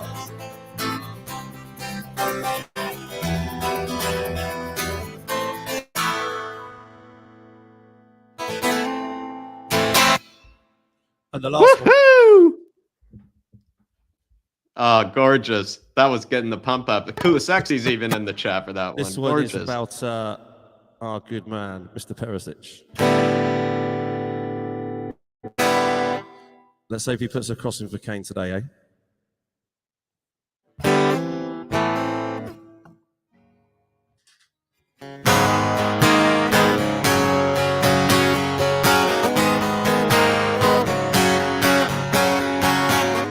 Came to Tottenham, play with Harry Kane. Rejected Chelsea to play away Lane. He's at Croatia, he's up and down the pitch. His name is Ivan Perisic. Da da da da da da da da da da da da da da da da da da. He came to Tottenham to play with Harry Kane. Rejected Chelsea to play at White Lane. He's at Croatia, he's up and down the pitch. His name is Ivan Perisic. La la da da da da da da da da da da da da da da da la da da da da da da da da da da da. Bit more in a bit. Woohoo! Absolutely love that from Tim. Absolutely top man. Absolute top man. Hopefully everyone seems to be enjoying it. Everyone's getting pumped up. That is not the end you will see from Tim. I am going to put his Twitter in here for everybody if you want to get over and follow the amazing work that Tim does actually do. And we will be bringing him in on Wednesday to kind of give everybody a synopsis of basically what the whole aim is of what he's doing. But absolutely brilliant. Everyone's getting pumped up. So it's here in the chat, guys. If anybody does want to get over to Twitter and follow Tim, there is his @. Now, we've a couple of super chats to get to. Thank you, Tim, for that. Everybody's absolutely loving it, my man. Absolutely. We got more to come, lads. Bit of a surprise as well. I love that. I love that, brother. It's absolutely class. THFC Till I Die says, come on, you Spurs. We will win today. We are the mighty Tottenham Hotspur. Tottenham 2, Arsenal 0. Harry Kane with 2. Of course, he wants to break that Jimmy Greaves record today, Darmo. He needs 1 to equal it, 1 to break it. Let's go. He's on 265. 2 more will bring him to 267, which takes that record, Darmo. And by the way, best wishes to the missus in the hospital last night. All is good now, thank God. But big up, Darmo. And Wayne Bonner says, pump up and a concert. Love it. Look, like I said, the whole aim is people like us, because of where we live, we can't get to the game. So the whole idea was to hopefully bring a bit of atmosphere to you guys at home to get you pumped up for it. But look, Jacko and Shawnee, back to the question, about these slow starts, not many goals in the first half. Shawnee, yourself, what do you put it down to? Contest tactics or the players not being prepared? Yeah, like Tim said, it is the difficult question to answer. I think it's a bit of both. I definitely think that there is some direction from the manager that says absorb, but I don't necessarily think that it's a directive that says sit back and play horrendously boring football and make a mistake from an individual that will results in us going 1-0 down. I don't think that's a part of the script, but I do think that there's a consequence to playing in a way that you play within yourself to hold fire on your energy, hold fire on your stamina, and then go for it in the second half. And at the start of the season, it was working. We weren't going down necessarily in games. We were coming back out. We were going in at halftime, usually with something to play for, and then kicking on and then getting the things we needed to get in the results we wanted. But of late, it hasn't worked. Other teams have figured us out. And this is the point I always make about unpredictability and being dynamic with your strategy is if you are, not that I'm saying anything bad about Conte here, but if you are someone that only plays with one particular system, with one particular style, then after a while, that other teams have all week long to prepare for you and they can counteract it. And there's no such thing as an easy game anymore. And I think that Tottenham have become a little bit predictable. And as a consequence, this same system that used to get in at halftime with us still in the game and then go on and win it, now it's a case of playing you're like this cat and mouse game and you're chasing your tail a little bit, trying to have to overcome. Going 1-0 down certainly does seem to then take off the shackles in the second half, but I don't know why we start the game that way. But even in the games where we've come out and played well in the first half, we then deteriorate in the second half. And so I think that there is something to the players that think that they've only got 45 minutes of good football in them. And I don't think that's a part of Conte. So it's a combo. If I'm rambling here, I apologize, but I do think it's a combo of a little bit of the direction of the manager that says something to do with like reserving a little bit of energy because we don't have that many options on the bench. So don't blow your load in the first 45. But ultimately, I think that there is some responsibility on the manager that that allows these situations to materialize too frequently. And I think that other teams now can read us like a book a little bit, and it's very frustrating. No, look, absolutely spot on. At the end of the day, it's probably a combination of both, to be honest with you. But Jack, where do you put the blame for these slow starts? Do you agree with Shawnee that Conte, it is maybe an instruction from Conte, and Conte has to take some slack for this?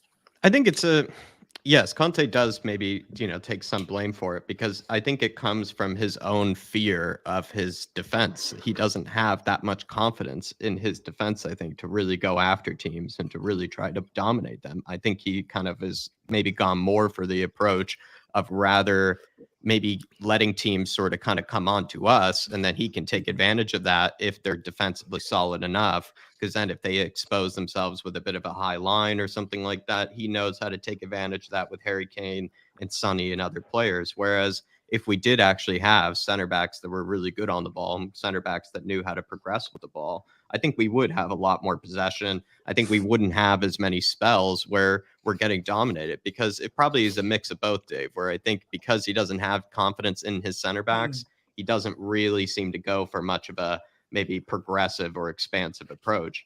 At the same time, though, like I think he also has been victim of, those center backs in certain stages when we are trying to get a foothold on the game. We simply can't get a foothold on the game because we continue to give the ball away, or we continue to just sort of, concede, possession to the opposition and just never get a real foothold in the first half. And then eventually we just sort of find ourselves 1-0 down, 2-0 down, and we have to come out of our shell. But I don't know. I find it to be more on the players, Dave, when they have opportunities to get a foothold in the game. They just simply don't get it, or they lose it. We even saw in the Crystal Palace game, that complete control for like 20 minutes. And then all of a sudden, they just seem to, undo it really with kind of one mistake. So I was just about to say that. Do you notice in the last couple of games, it's like we kind of come out the blocks and it's like, well, we've got to score in this little period of time. If we don't score in that period of time, then they just retreat. That's what I kind of see. It's not like I think exactly what it is. Tim, it was one mistake, mate. It was we had control of that game, and then at the 25th minute mark, it was Pierre Mahøjberg that he slipped, or he did like a shoddy back pass, and then all of a sudden, from there, this catalogue of errors seemed to infect the rest of the team, where suddenly everyone's confidence went from like playing well, going to take advantage here, to suddenly, oh shit, Tottenham flaky, weak, sort of flaky Tottenham are back again. Mistakes were coming left and right, and so it is down to individuals as much as anything else. And I think that confidence, for some reason, if it gets chipped away at just momentarily by any one player making a mistake, the rest of the team just go, uh-oh, and then fall back within themselves. It's really funny, because I said this on another pod. It's kind of like, when England I'm bloody 41, so I kind of know the dirty old days of England. So it's kind of that fear of failure, isn't it? It's that bit where they go out and they think, you know what, we'll have a go today. And like you said, one mistake or a couple of mistakes, and it's just like, oh, if we just retreat back, we won't go. We might not go behind. Not we won't go behind, because for 10 games we bloody have. But it's just that, and that's just infectious, isn't it? And then every player's thinking the same thing, and then it all becomes this kind of like, just like the Palace game. We were just hanging on, wasn't we, for half time?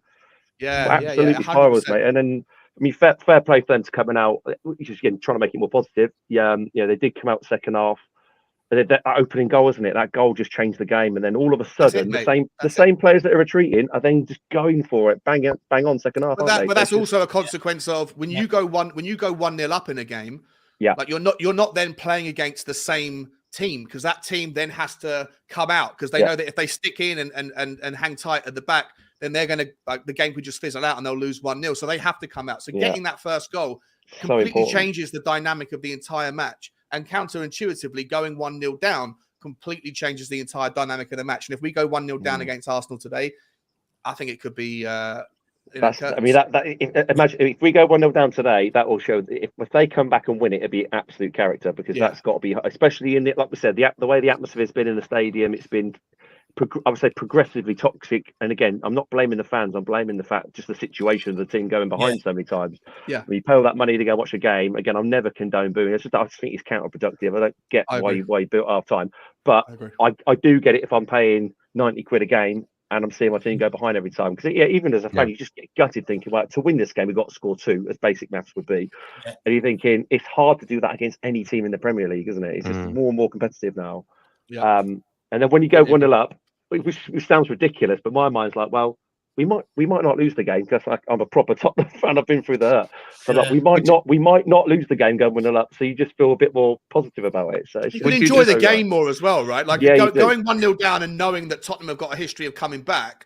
But it's a struggle. It's a stressful experience. Yeah. Jack and Dave and myself do these every week on here. If I'm not at the game, it's exhausting. But you go 1-0 up, even if the outcome is a draw, you'd rather go 1-0. Well, I don't know actually, maybe, but like enjoy as far as enjoying the game goes. Going 1-0 up and then eventually going, like, at least you can enjoy the 90 minutes. Whereas going 1-0 down, you're stressed out the entire game, aren't you? Yeah. Would you say though, Tim, like Spurs this season out of all the Premier League teams, or like the team if you were to go 1-0 up against, it's like, well, I know they're not dead. Like they're kind of the team that's like never you can never kill them. Like they're never going to be dead. That's such a great point because my mentality is cockroach kind of.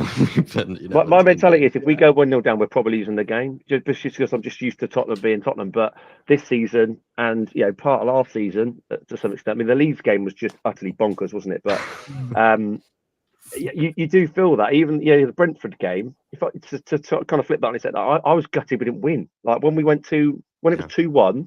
And in fairness, it was half Tottenham coming on them. They were retreating as well at the same level. And obviously Kane at the bar. I just thought, well, there's no way in my mind was, well, there's no way we're not winning this game. Not we might get away with a draw, and equally they had chances as well, didn't they? You can't argue Tottenham isn't entertaining. It's just not great as a fan to watch. Just second half. Second half, we're very entertaining. First half, just a team that they are the team that if you're 2-0 up at halftime to, you would be saying as a manager, like they are not dead, like they're not done. They're not done. And that's because we've got the version of themselves, we've got players like Harry Kane, who is just, we're going to play hopefully one of his songs, but like I just cannot in my mind get anyone that criticizes that guy because he's just it. Imagine we did not have Kane this season, last season, any bloody season. Oh, he's the best bailout in the world. He is Mr. Bailout, isn't he? That's a great nickname for him. He's just welcome to my fan club, Harry Kane fan club, Tim. What I will say though, please, is I don't think today is a day you can go 1-0 down because what it does then, it actually gives Arsenal belief. And with them fighting for a league title, I don't see them giving that up too easily, to be honest with you. And I think Arsenal they've kept a lot of clean sheets this season. I think they've kept 6 of their clean sheets away from home. So they are a strong defensive unit. We go 1-0 down today, it could potentially be a sucker punch. So I really don't think we can afford it today. Look, I'm not saying go straight out there, go at them and leave yourself open and exposed. But we've got to find that grit and that desire to be able to hold them. And then when we get the ball, we've just got to use it wisely today. We can't afford any of this misplaced passes across the back line, people panicking because they're being pressed, because they don't want to make a mistake, passing it back to Hugo and it's going out for a corner, kicking the ball into the stands. We've got to be composed on the ball. We've got to try and play through the lines because if you can play through Arsenal's midfield, you're straight on their back line. And I back our front three all day long to be able to go and get the goals that are needed. But it's more the back line I am absolutely nervous about because Hugo Lloris's confidence is shot. Whether we like it or not, I know he kept the clean sheet against Palace, but it's absolutely That was so important though, mate. That was so important going into this game. If he'd made a mistake against Palace, then I think you have to make the judgment call of dropping him and putting Foster in. But the fact that he made 3 or 4 like really technical saves against Palace, keeping a clean sheet in a game where, like Tim says, that 25 minutes in the first half, that second phase of the first half, we were under the cosh. He kept us in that game, and I think that's so important for his confidence. Do you know what Davis is saying as well? So that that whole bit of the piece about the back line and like the odd mistake, like that really does. If you're in the ground, it just resonates to the fans.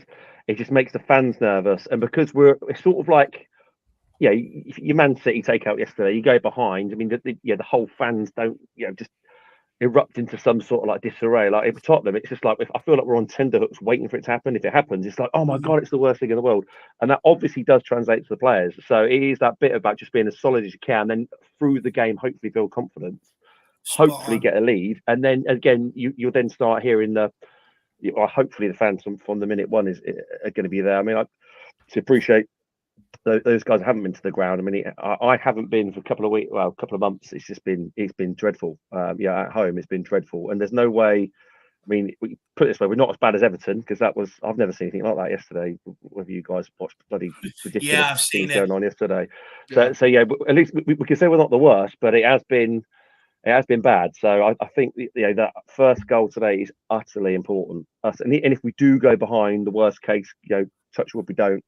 Just hope everyone gets behind them and doesn't just get on their backs, because it ain't going to help anyone today. I think this season is a little bit more amplified with frustrations, people's emotional volatility. And I don't necessarily think it's because of the football. I'm not just talking about Tottenham fans, but across the game. I just think people's like the economy. People are like struggling to make ends meet. They can't. They're choosing between eating and eating. They go to, if they can find the money to go to their game, go to watch their team play. It's an escape mechanism. And when their team don't show up all the time, whilst they're earning so many millions of pounds a year, there's a natural resentment towards underperformance that probably I haven't seen anything like it since this season. I've never thought of that point. That is an absolutely brilliant point. That's a really, really good point there. And it definitely is. No, but it's true, because again, you're not just talking about the fact that we've gone behind 10 games in a row or whatever, but if your team's not doing well, it's definitely more volatile than it was. Just looking at other games, I've kind of seen the same thing. So, I mean, look at Liverpool fans yesterday getting smashed. What they lose 3-0 away. I mean, Liverpool fans right now. I've got most of my best mates from growing up are Liverpool fans, and you should see them like they are. I've never seen them as negative and in a disarray emotionally about their football club. And it's not necessarily because of the football. I think, like I say, it's because a lot of them are struggling. They're struggling in life right now. Yeah. So spot on. Wayne Bonner says, big up, Tim, got me extra pumped up. Absolutely love that, Wayne. That was the whole idea. Love that. We've got Big Nick. He says, big up, lads. Feeling like crap today. Team has got me flying now. Let's pump this gun. Come on, you Spurs. And he's also gifted out memberships. One to Davey Tyson, one to Kevin Ferguson, one to Derek Smith, Peter Spillane, and Mark New. Now, he doesn't pick these by hand. They're just gifted out randomly. So, guys, make sure you use their memberships to get on the fan shows and come and have a say. Absolutely, really appreciate that, Nick. Big yourself up. Then we've got Joseph says, big up to you guys and the whole Spurs fans. It's the family derby today. Need to end their hype and win. A win and only win is acceptable. Come on, you Spurs. Fuck off, you Gunners. Look, a win is absolutely crucial. A win today could completely change our season, could completely change the outlook around Tottenham right now as well, followed up by a decent result Thursday night, Joseph. But today is an absolute must-win. I mean, no Spurs fan wants to lose it, because the phones will be off. You're going to be pissed off, upset, more angry with the club. We need a win today. It's so important for a win today to galvanise fans and hopefully unite the fans, Joseph. Big yourself up, my man. I really appreciate the support. Let's fucking man, Joseph. Really good man. Guys, and sorry, Dave, quickly. Ribsy, I missed this early, but Ribsy, 17 months, and he says, we're always better as an underdog. Time to send the mob crashing back to earth. All the expectation and stress is on them. 3 points with a clean sheet. I mean, to be fair, they are kind of holding I guess they're holding the torch right now as the league leaders. And with that comes a lot of pressure, Ripster. You're absolutely right. And Spurs have benefited from sort of being kind of let's say a bit more of an underdog in these type situations, but it is a North London derby, and form and all that kind of doesn't really go into this one. But I do agree with you, Ripsy, that sometimes Spurs have benefited in that sort of situation where the pressure is maybe more on the other side, let's say. Definitely that's true. Big up, my man. Big up, Ribsy, all the way from down under, my man. Hopefully you are absolutely pumped up. Hopefully Tim has got you even more pumped for the game. But guys, look, Saka's absolutely flying down that side. Who do you think is best equipped to be able to stop Saka? Langley or Ben Davies? Because look, Dyer and Romero are going to start today, but that left-hand side is important. So who has the tools to be able to deal with Saka today? Who are we going with? Jacko, we'll start with you and work our way around the panel. I feel like Perisic. This is tough for me because Perisic really did not do well in the last North London derby. I kind of thought Saka really, made kind of a bit of a mess of him in a lot of situations. But you can't not play Perisic for what he brings for us going forward. The assist that he could do, the threat he has from set pieces, all those sort of things, I think outweigh maybe how he could get taken advantage of defensively. So that means we need to be basically picking a center back that will probably find himself in a lot of moments where he's one-on-one with Saka because maybe Perisic was, maybe burned inside or whatever it might be. So you kind of have to pick a center back that you're very confident in, I would say defensively, because he could end up being busy. Because like I said, Perisic might get caught out, maybe too far forward, or he just kind of gets beat, or skinned by Saka, and he's one-on-one with the center back. But for me, Dave, I'm going with Longley just simply because also, even if he's also maybe not everybody's favorite sort of, defensively, or if they don't think he's that defensively solid, we need players that are good on the ball today because Arsenal are going to press us, probably to high heaven, in that back line. And so we need, good players on the ball. And also he has that nice little clip over the top. So maybe a little Sonny, kind of run in behind or something like that. Longley could definitely find him more likely than Ben Davies does. And I think Longley, for me at least, is just far more kind of composed in possession when under pressure than Ben Davies is. So I think Longley for me. But I think you also have to play Perisic no matter what. So that left-hand side might not be the most solid, let's say, defensively. That's interesting. Sure. Interesting, guys. Any calls for Ben Davies or Session to start today?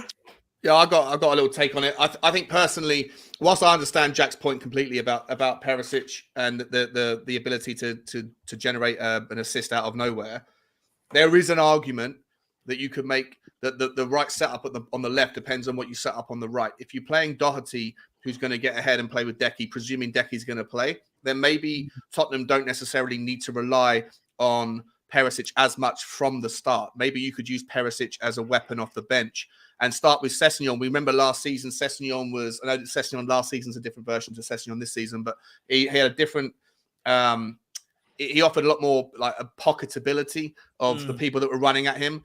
And I think that there's the argument you could also say the same about Longley. Like if you remember Longley against Sporting, Marcus Edwards just like ran at him all day long. And Longley, as good as he is on the ball, being run at, being turned left and right, he's not the best, right? So to me, depending on what you do on the right-hand side, whether it's Doherty or Emerson, if you're going to play Emerson on the right, then you need to have Perisic on the left. And on that basis, then you would maybe need to have Ben Davies in instead of Longley. I don't think you can make the argument to have both Longley and Perisic down the left-hand side. From a defensive point of view, I think it's a little bit too it's porous, a little bit like there's a little bit too much weakness on the left-hand side. But if you are going to play Doherty, maybe you can start with Sessegnon, use Perisic on the left-hand side. If you start with Sessegnon, then you can have Longley. If you start with Perisic, you probably need to have Ben Davies. I think Ben Davies offers a little bit more defensive stability than Longley does. So there's lots of different kind of combinations. But for me, if you're going to start with Doherty, then I'd probably start with Sessegnon.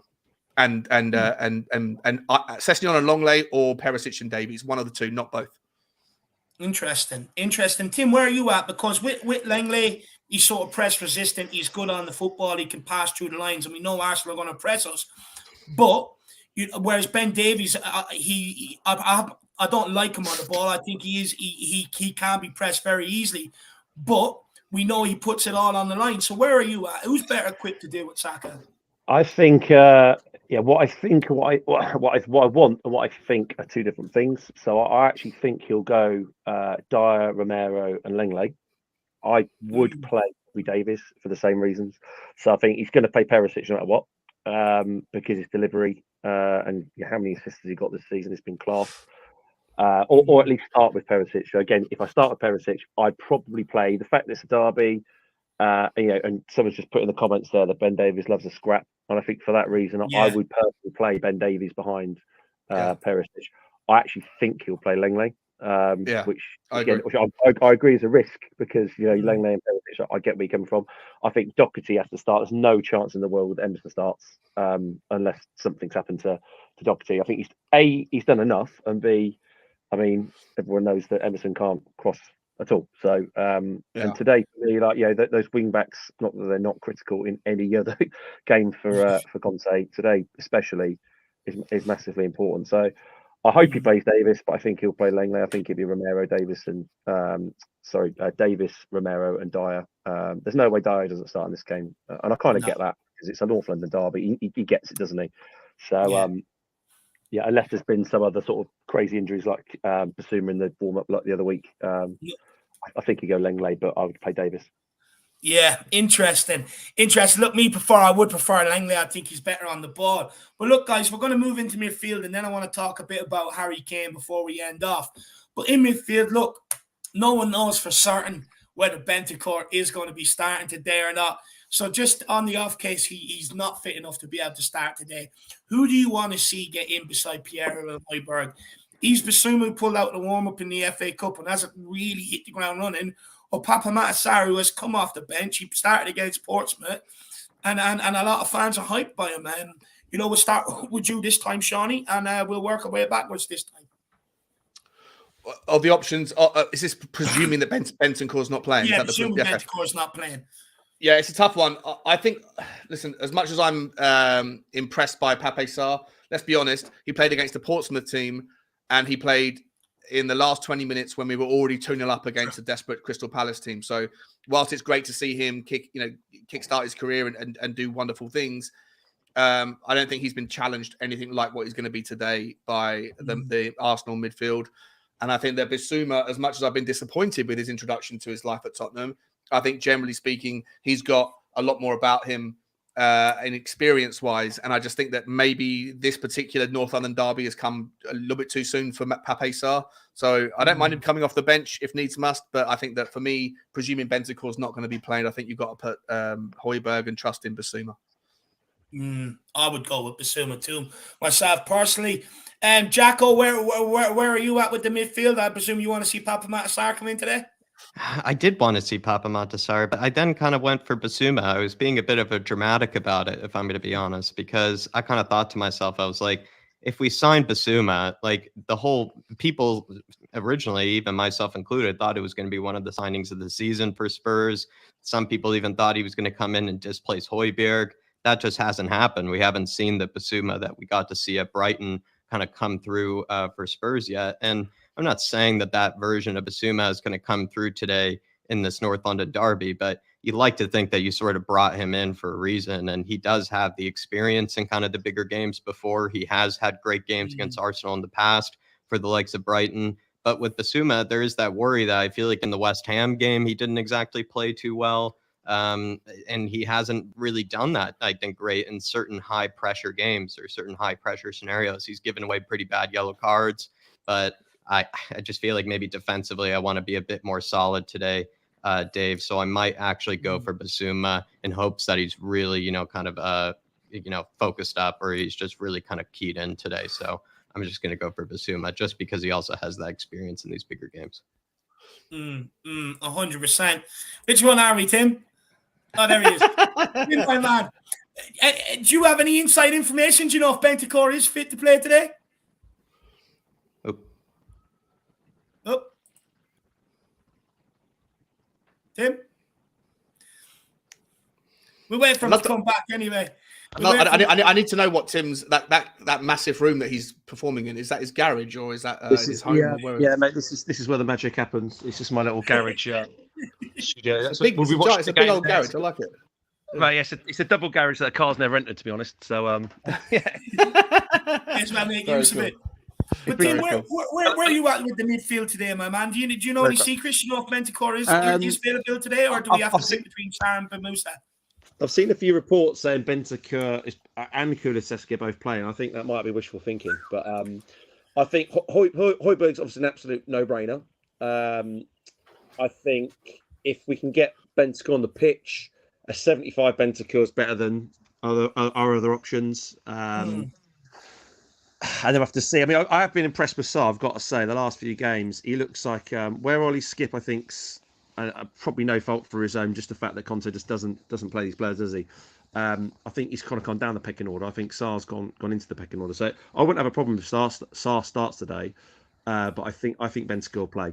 I think he'll go Doherty, Perisic, Bentancur, Kulusevski, obviously, and up top, Højbjerg.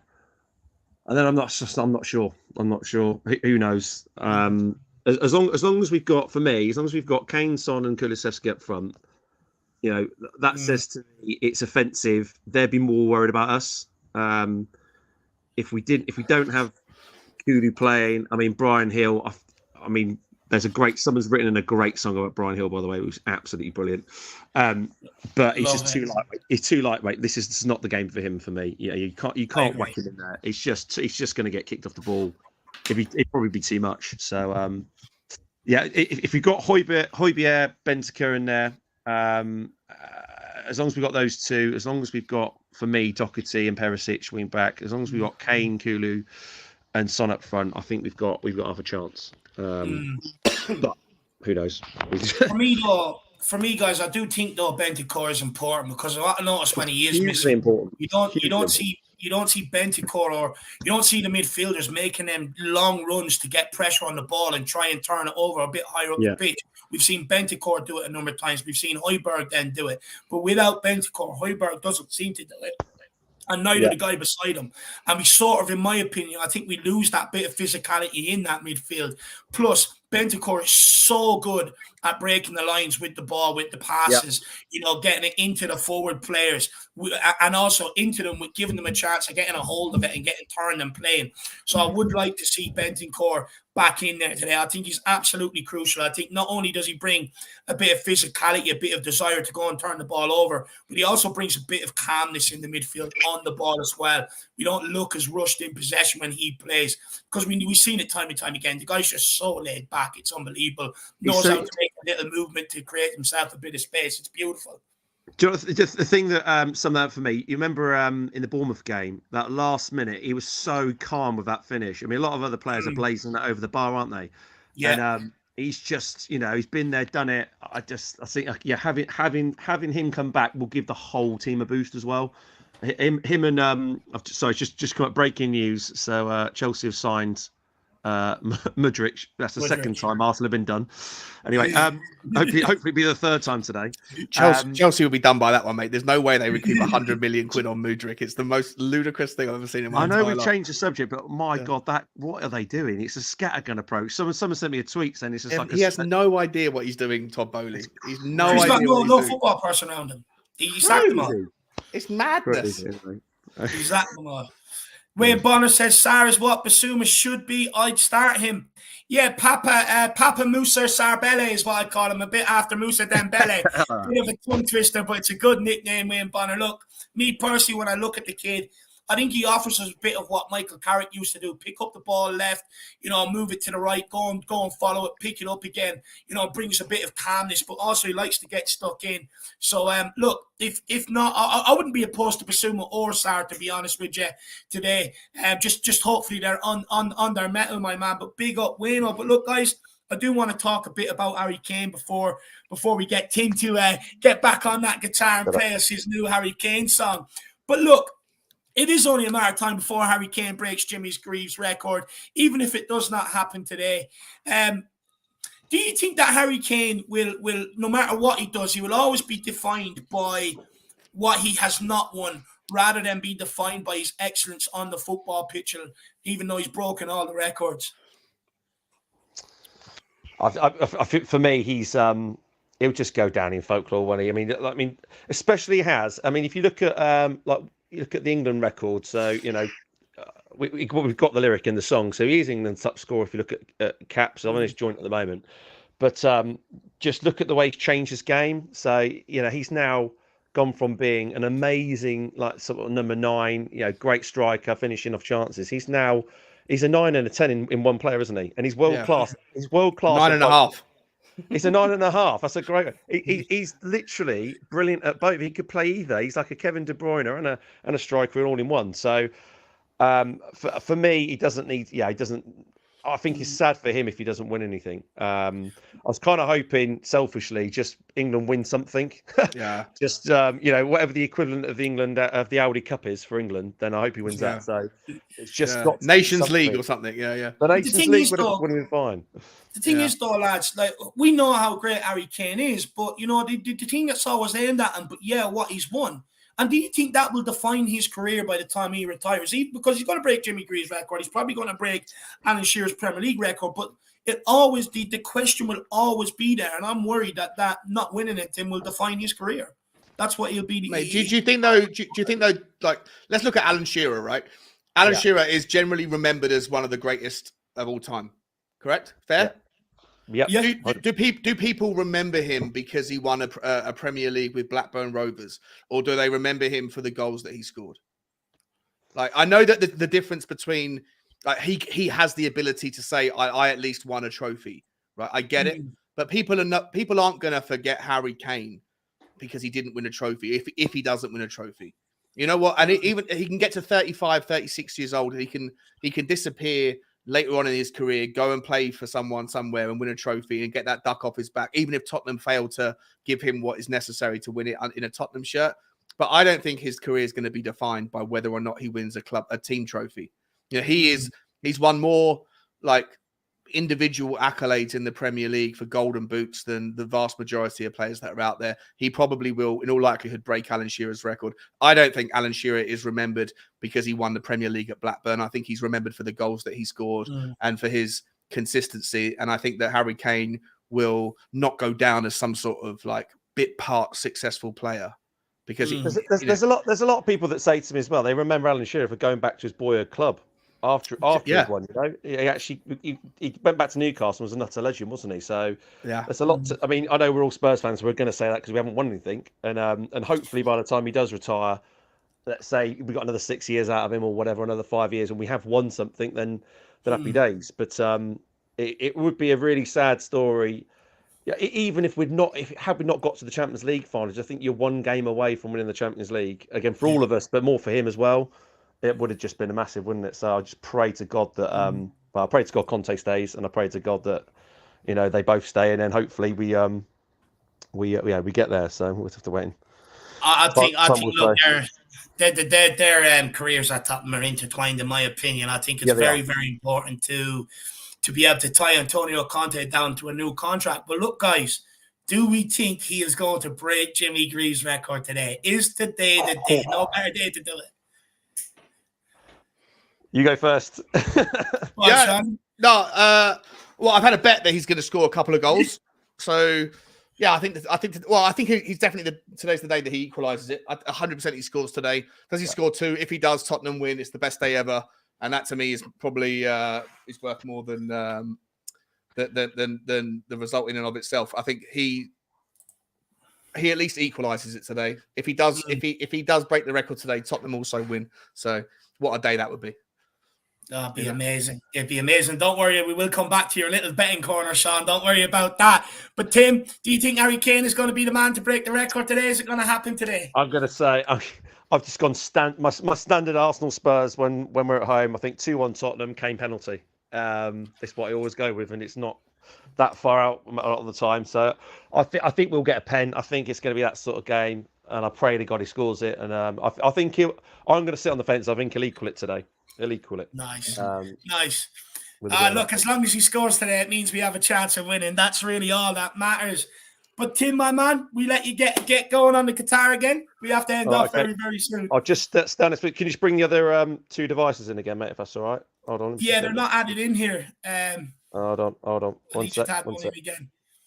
But everybody out there, Kane is on 265 goals. He needs one more to equal Jimmy Greaves' record, which is 266.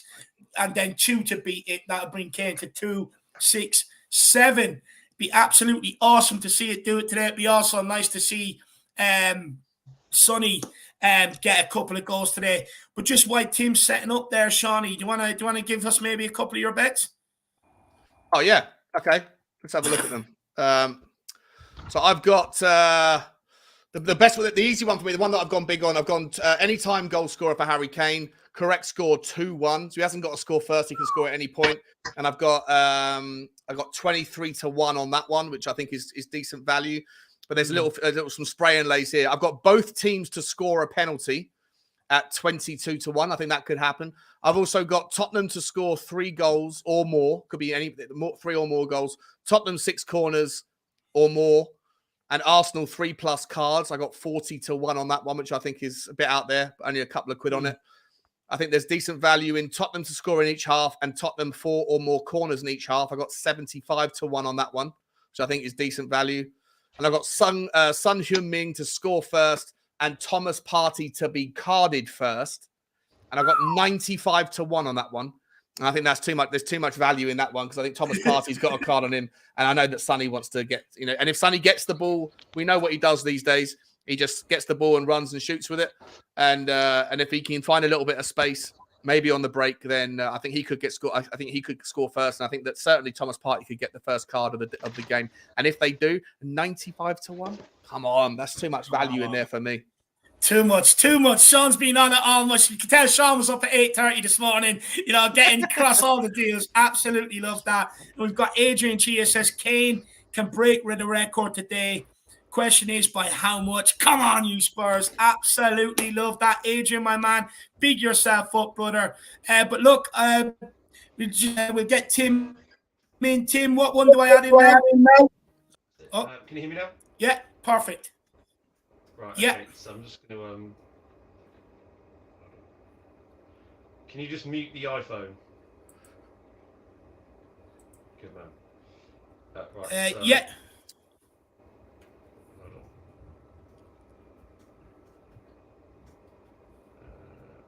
So my music needs to be muted as well. So, Bring up the music. The music. Can you bring in the music, Dave? Is it this one? Right. So I mute that. There we go. That should be better.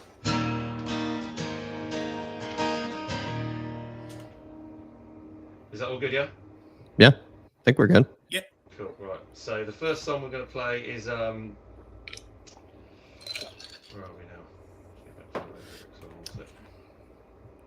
So we're going to do one about Harry Kane. Let's go. Come on. So this song was written about 2 days ago. So obviously everyone knows the original LA song. So again, we have had to reuse it because it needs to be a song that everyone knows and everyone's going to hear. So this one is about Harry Kane.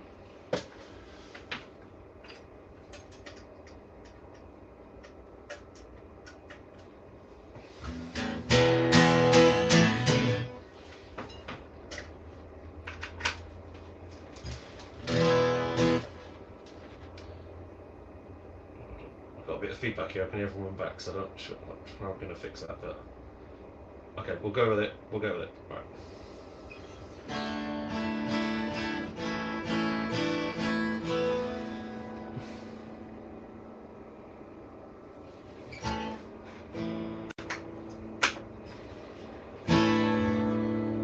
So this one's for Harry Kane today when he breaks the record.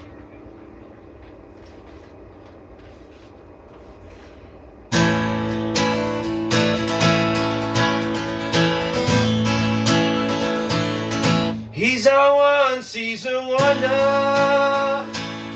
He's the best we've ever known. He'll be England's top scorer, and he's one of our own. He passes like Glenn Hoddle. He scores like Jimmy Greaves. His name is Harry Kane. He's the best we've ever seen.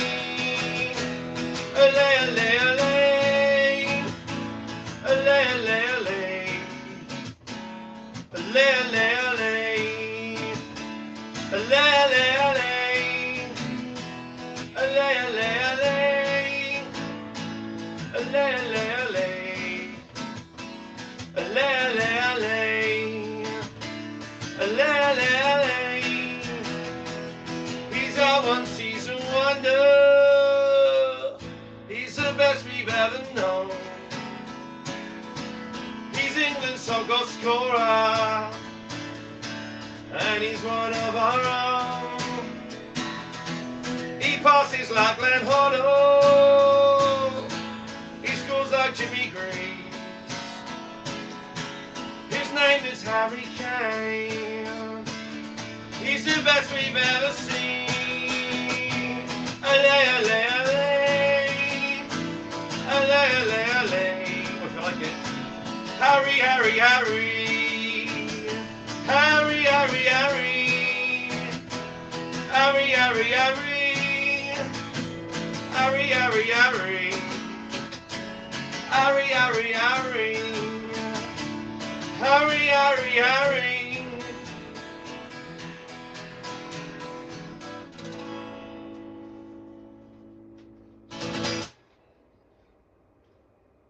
That's a Harry Kane.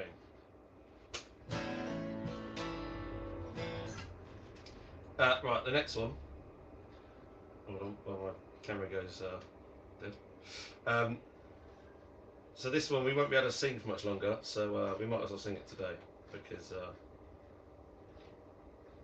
they're either going to win the league or probably finish second. But this one's about good old Mikel Arteta. So let's hope he's doing this on the sideline today.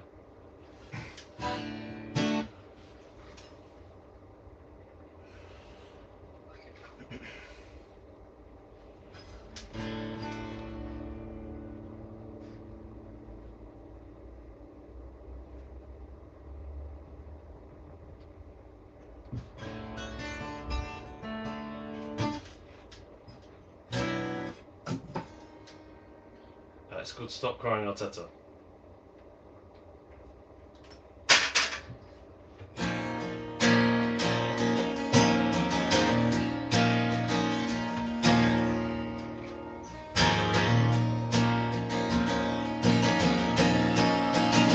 Hold on. Hold on. Don't be scared. You'll never change what's been and gone. May your hair shine on. Don't be scared. Your Thursday nights will keep you warm. 'Cause Champions League has faded away. Just try not to worry. You play on Thursday. You fake COVID tests. So we thrashed you in May. And stop crying, Arteta.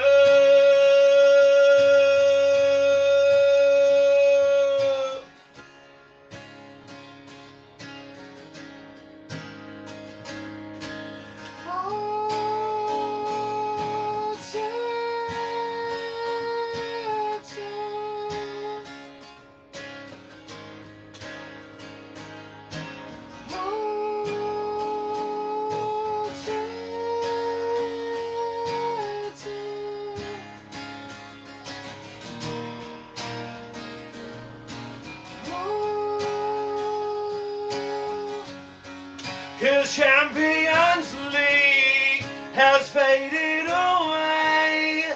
Just try not to worry. You play on Thursday.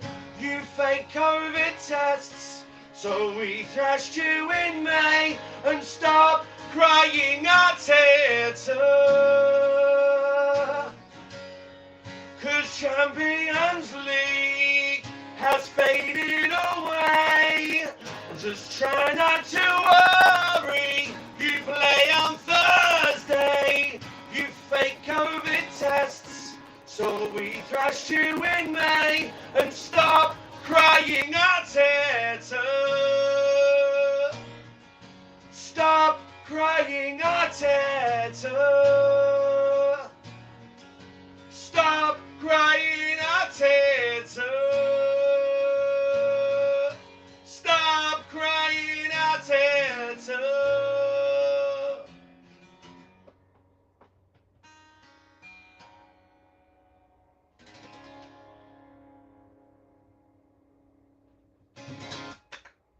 And the last one, this is especially for Dave. This is one we wrote about. Well, I wrote this, so if it's bad, you can all blame me. Bit of a different sort of song that you normally hear from a football song. This one's called Believe in Conte, and I feel we should all believe in Conte. You might notice the original song.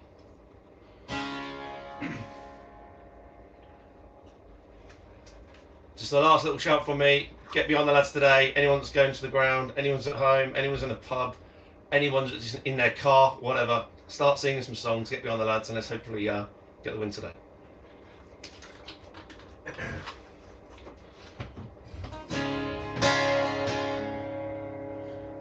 This is called Believe in Antonio.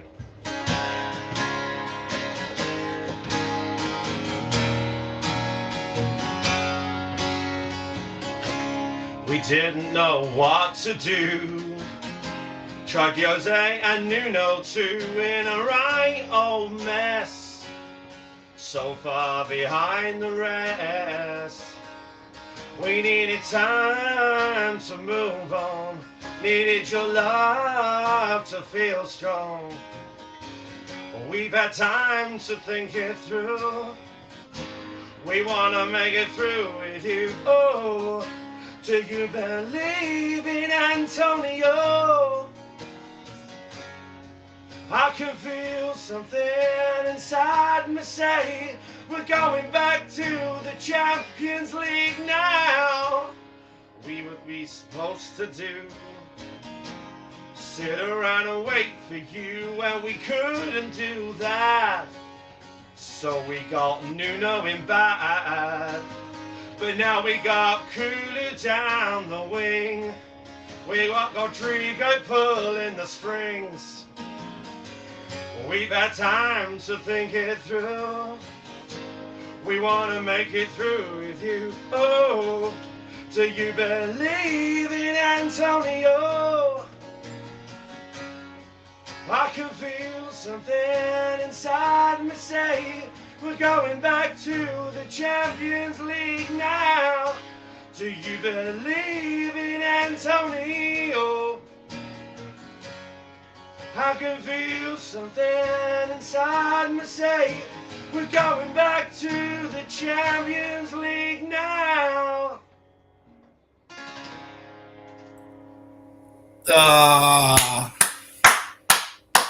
And the last one. Superb. This one gets pumped. Oh, when the Spurs go marching in. Oh, when the Spurs go marching in. I wanna be in the number. Oh, when the Spurs go marching in. Oh, when the Spurs go marching in. Oh, when the Spurs go marching in. I wanna be in the number. Oh, when the Spurs go marching in. Come on, you Spurs. Come on, you Spurs. Woo! Love that. I want everybody in the comments to give an absolute big up to Tim Winkstone here. He has given up his time.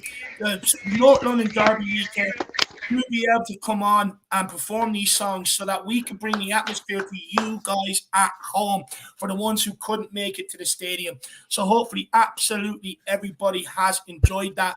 But look, we are going to go around the house. We're going to get a score prediction off everybody, and then we will be back for the watch along. Let's start with Jacko. Jacko, what's your score prediction, my man? I'm going to stick with the 2-1 today, Dave. Harry Kane breaks the record. I think it could happen via penalty. It'd actually be nice if, despite all the referee nonsense that we know is against us today, maybe we actually get a VAR decision go our way or something like that. So I'm going to say, Davo, 2-1 today. Harry Kane breaks the record. It's hard to keep confidence in our defense, though. But yeah, Dave, 2-1. Looking forward to getting a post-match fan show as well, where we all get to come together and be able to, ride out the vibes for the rest of this weekend, Dave. Let's have a good weekend. Let's finish with a North London Derby win. Let's get some respect back. Exactly. Let's get after it, Jacko. Shawnee, my man, score prediction. Where can people find you, brother? You can find me at Spurs Talk Show. Tim, that was absolutely superb, mate. What a way Cheers, to mate. get us ready for the game. And I'm going to go 3-1 Tottenham. I think it will be a very close affair, but I think that there's going to be a brace for somebody. I think Sonny's going to score, and I think Harry Kane's going to score, and one of them is going to get 2. And I can't wait. 3-1 Tottenham. I agree with Jack. It's going to be a bit of a frustrating affair, and I don't think our defense is going to hold out entirely, but I think our forwards are going to come up tops when we need them. So 3-1 Spurs. Come on, Tottenham. Come on, let's get after it. And Tim, my man, what's your score prediction and where can people find you, brother? And I really, really appreciate you coming on today to bring that atmosphere to people at home. You have no idea how much it means to me and the people out there. So thank you so much. Appreciate the support, Dave. Obviously, as always. Yes, you can find us at so the site I'm working with is at Spurs Song Sheets. That's where all our songs get uploaded and published. And my handle's at Tim_Winstone, which is both YouTube and Twitter. So all the songs you've heard tonight, all of them I've added to a playlist on both YouTube. They're on SoundCloud. They're on Twitter. So you can find them all. If you want to go to my SoundCloud, it's just Tim Winstone at SoundCloud. You can just literally stream the songs for free. We're not trying to make money out of this. It's all about the fans and the team, and getting them to cheering them to glory.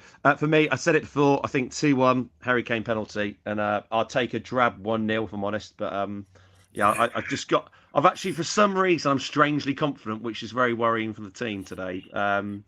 You're getting yourself pumped up with your own songs, Tim. I'm getting my bloody self pumped up there. I just think it's just one of those games because of where Arsenal are in the league, because of the result yesterday.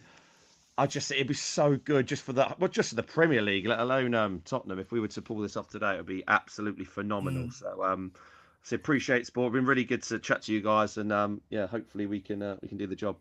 Yeah, and Tim, I just want to say for all the people that, do just kind of watch a lot of games kind of from the couch, or even in some cases behind the couch, lots of times with Spurs, I do appreciate the fact that you did bring a bit of an atmosphere to us that don't get to always have that in some sense, but you get to come together. To be fair, when we started this, the whole point was to try and improve the atmosphere in the stadium. But then when we put the album out there, I mean, I had loads of messages from people just saying, "Oh my God, just keep the songs coming." Like I said, this isn't about I'm not trying to be Noel Gallagher or Liam Gallagher. These are all fan-written songs. Some of them need editing to be able to work as a song, like the Harry Kane one. But we'll just keep, fans keep writing in songs. This is a bit of a plea to everyone, really. Write in your songs. There's 2 to come. One for Papa Sarr, one for Brian Hill to Tub Thumping. But I just did the chorus. He gets knocked down, but he gets up again. It's as simple as that. So that'll be coming out in the next week. It's an absolute belter. And again, the ideas come into. I just laugh to myself while I'm trying to record them. So keep the ideas coming in, guys, and hopefully we can do the job today, and then go up from there for the rest of the season. I love it. Man. I love it. Well, Thank guys, you. Here's the link for the YouTube, and all these Thank links you. for the Thank you. Twitters is in here as well, guys. So make sure you get on them. Absolutely love it. Look, for me, I'm going to go 2-1 Tottenham. I don't believe a clean sheet is on the horizon, but I do think that Harry Kane is super hungry to go and snatch that record today. I'm going to go Harry on the brace today. Look, hopefully, absolutely everybody has enjoyed the pre-match show. I want to say a massive thank you to Jack for pulling himself out of bed nice and early this morning. Same to Shawnee as well. Sean, any last bets for people that you didn't get across or that before we end up? No, just gamble responsibly. I've laid out my madness bets. just don't put your house on it because it's Tottenham. You never know what side's going to turn up. Love it. And a massive thank you to Tim, like I said, for bringing the atmosphere to you guys at Cheers, home. guys. Thanks for the invite. So everybody, if you've any song suggestions, feel free to get them over to the man. Get them over. And let's get them into him because we need new songs. We need more songs, and this guy is all on it. His songs get me pumped up every day. My missus is sick of hearing them, by the way. It's all I play lately. Good, but I absolutely love it. But to you guys at home, we'll see you very soon. We'll be back here at 4 p.m. for the watch along. Hopefully you guys can join us for the game. As always, come on, you Spurs. In Conte we trust. Let's go. Let's go. Come on, you Spurs. In Conte we trust. There